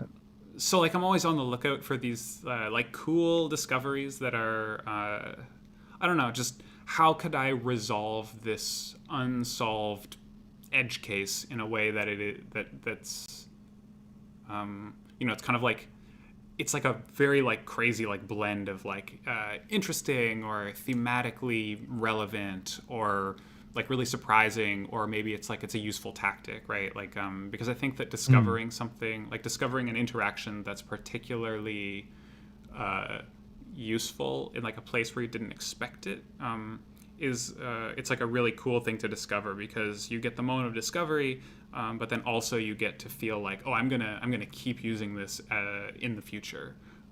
So you get like this kind of long-term feeling of like, this like matters now because I know it's gonna matter in the future. Right. Yeah.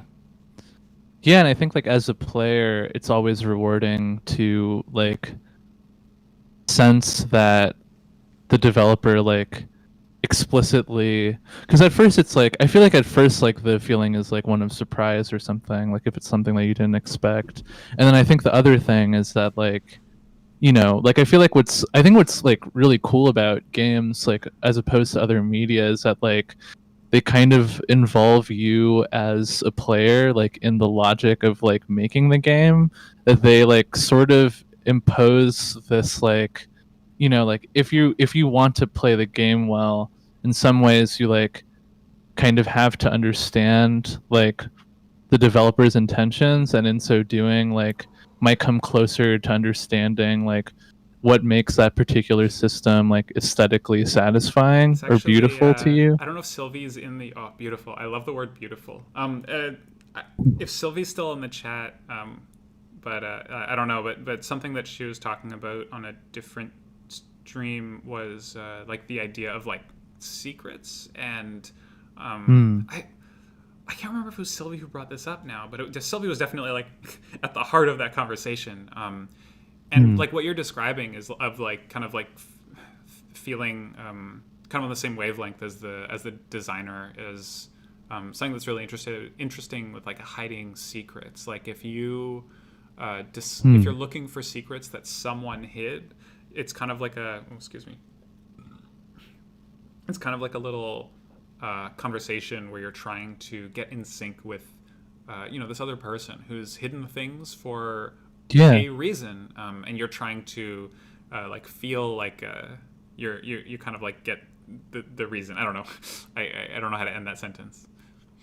No, totally. Yeah. It's like I feel like you become like attuned to their logic, and like I think especially if it's like validating an impulse that you had, like it creates some kind of like, I don't know, it feels like a sort of like intimate connection between like you and the game, but also like implicitly like you and the people or like group of people that designed it, which is like really special. And I feel like doesn't like, I mean, like speaking like, I like make music too, and that's like something that like I think about like when I listen to music, is like a part of my appreciation for it is like definitely connected to like appreciating like the creative process that went behind like composing something in a certain way, or producing something in a certain way, because I like sort of have this like vocabulary for like how to describe like the process of making music for myself. And that's not to say that like you can't appreciate certain kinds of music unless you're a musician or anything. Like I feel like, you know, like there are ways to like access that like for a ton of different media depending on like, and you know, regardless of like sort of your own personal background. But I think like games are unique sort of in that like no matter who you are, or no matter what kind of background you're coming at a game from, like if you like really start playing it and you become invested in it, and like, you know, you feel like you want to like, and you feel like sort of like absorbed in it, I think like it kind of necessitates that you start thinking in the way that the developer did when they started making the game. And like I feel like at best, like, you know, I feel like, you know, especially like when you reach something like a secret or something like that. I think about that with like Doom all the time, like just like that sort of that like impulse that it installs in you to just like literally just to be like just pressing E like repeatedly, just like running down a hallway, just like pressing E on like whatever, like all the walls to try and find the secret.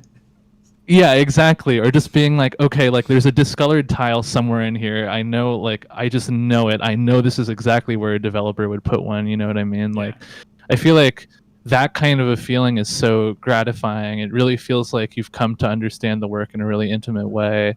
The game that did that yeah. for me the most was definitely Etrian Odyssey, which is like a first. I don't think I've person, played that. It's like a first-person dungeon crawler where it's for the DS, like with the touch screen, and so you're mapping out the dungeon on the touch screen while you're exploring it on the upper screen, like moving tile by tile.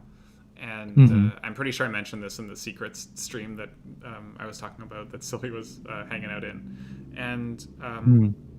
But I think playing that game, I felt the most kind of like this like weird in-tuneness with the way the levels were designed. It was just like, oh, like because the way there's secret walls that you can only open from one side but not the other, and once you open them, then you can go through them, and so they're like little shortcuts. It's like like the game is all about like you map out the dungeon, and you need to get from the town to the boss, and there's like random encounters and stuff. So you want to kind of map out this like the shortest route to get to the boss. And just things in general, and just whenever there's like a wall that has like a one tile thickness, it's like there could be a secret there. That's the only place there can be a secret for the most part. And I don't know, just every time I was mapping out the terrain, I was like, like I bet there's going to be one on the other side of this wall, because you know, the way the level's laid out is like there's just this huge loop and it comes back, and I'm just like, well, it's the perfect place for one to go. Like, and you know, I walk confidently up to the wall and just you know, I'm like, oh yeah, like I get it. Like I know what you're doing here. I know the purpose of this, but it's still like a cool secret. Yeah, right. Yeah, I mean, I feel like, well, I'm curious about whether you talked about this during your like secret streams. And I like what this person is saying in chat about Edmund McMillan's like approach to that too, about like once you figure out the logic, like maybe you're like more able to like sense where they are. But I feel like they're also just like there are games where like secrets are present where it's just like I don't think there was literally any way that I could have come across that unless like I like had looked it up online, or like somebody told me like word of mouth or something like that. Like the one that sticks out to me is like the thing in Metal Gear Solid where you can like put on a cardboard box. It's like you have to do this like weird sequence of things where it's like you punch somebody, you put on a cardboard box, and then you have a wolf pee on you. What? And then only then can you like traverse through a certain part of the level and not be attacked by wolves. Wait, why? Instead, the wolf will like. I don't know. You have to like punch. It's like I'm really hazy on this because it's been a second, but I'm fairly certain it's like this baby wolf like forms some kind of emotional attachment to one of the characters. So if you punch that character and then very quickly don a cardboard box, the baby wolf will act protective and pee on you as a way of like, you know, like demonstrating that they're kind of pissed at you. But that has like the adverse effect of like, if you're wearing the cardboard box in that section of the game and you come up against these wolves that are normally hostile to you, the implication is that they can smell the pee on you. So they like instead of like growling at you or whatever, like hearts appear above their heads, and like which I think is like a really wonderful detail, but like definitely not a secret that I think I ever would have arrived at like organically, or if like somebody hadn't like and like I think like some of that is maybe it doesn't really feel like it is responding in something anyone is really gonna do. It's like it's just right, it's like yeah, so yeah. hidden that it's not even like well, here's something that you've kind of like that makes sense to you and you've tried it and like, wow, the game acknowledged it. It's like this is not going to occur to like a single human being, and like there won't be this feeling of like, oh, like you're responding in kind to what I'm putting into the game. I guess I'm sure like for a really big game, like I'm sure someone thought that it was like, oh, does this work? But it seems so out there to me too. Yeah, or like sometimes I just like kind of assume that like certain things are. I mean, I think there are like a ton of games with I feel like Doom also like had a secret that was like actually a secret for a really long time until it might have been like it was like one of the Doom games or something. I feel like it was like a couple years ago. I could be completely fabricating this, but I'm fairly certain that there was like one secret that like no player had found or something like that for a really long time.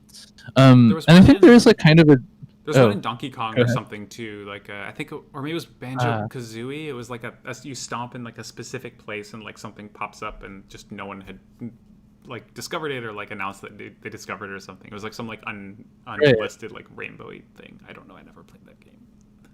And I'm sure like Undertale contains like a ton of shit like that too, or, like where it's just like stuff that like nobody like Doom 2. Yeah, nice. Cool. Thanks, Dan.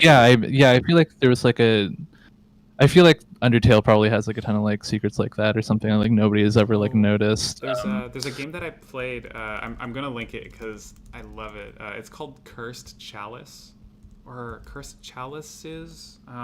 Lintillion. Sounds familiar. And it has Google cannot find it. Where what? Come on, it's gotta be. But I was talking to the dev of it, and I don't know. It felt really like cool and full of secrets in a way that I felt like really. I don't know. I'll just link it. I can't like describe it in like a way that is does it justice, or I don't know. Totally understandable. Yeah, I feel like that's like a lot of games, really hard to articulate with words. I guess let's. I hope this warning isn't too short. I didn't know how long this is gonna go, but it's getting pretty late. So let's. It's like in like 6-ish minutes. It's like 10:30 for me. Sound fine? Yeah. Just so things don't go on forever. I know that they can. No, totally. Yeah. No, I mean this has been a really nice conversation. Thanks for having me on this. Also, your chat is like incredibly nice, and they're very thoughtful commenters. It's nice to see people like engaging with the ideas really seriously. Sorry, chat, if I have like not been paying much attention to what's been going on. I hope that there's. Yeah. I'll probably like rewatch this video and just like scroll through all the chat and be like, oh no, here's all these things that I should have talked about. Right. Yeah. But yeah, thanks for having me on. It's been really fun. Thanks for coming on, and thanks for helping make YRKKEY'S Paradise like a thing. Like I said, it's I do feel like creatively, like just talking with you about that one particular like thematic thing, and you kind of like poking at it and like setting me off on like a better path. Like I feel like that's like. It's going to stick with me for a while, and I appreciate it a lot. Oh, that's really sweet. Thanks for saying that. I mean, similarly, like it was super rewarding to like, I don't know, it was really rewarding to have somebody like consider my thoughts so critically, especially since like again, like I just I hadn't ever really worked on a project like that before. But yeah, I mean, like and it was really rewarding to see it like manifest like in game form as something like that I could actually play. Like it was pretty nuts. And again, just like really rewarding. So thanks a bunch. Yeah. Awesome. Cool. All right, I guess I'll take off. But thank you, and thanks to the rest of the chat for having me. Yeah. Cool. All right. It was great chatting. I'll just Yeah. All right. See ya. See you. Let's see. Disconnect. Oh. Oh no. I'm alone. All right. Let's see. Chat. If anyone in chat has any like final questions or comments, I will. I'm here. I'll be here for like a couple more minutes. Look, it's me. I'm big. I'll just check out chat, see what's up. Nope, everyone's just saying bye. That's really good. Thank you, everyone, for hanging out for a 2.5 hour stream. I was not expecting this to go quite so long. Everything Paolo said about the chat being wholesome. Yeah, you've all been real good, real great. Thank you so much for the comments and for watching and everything.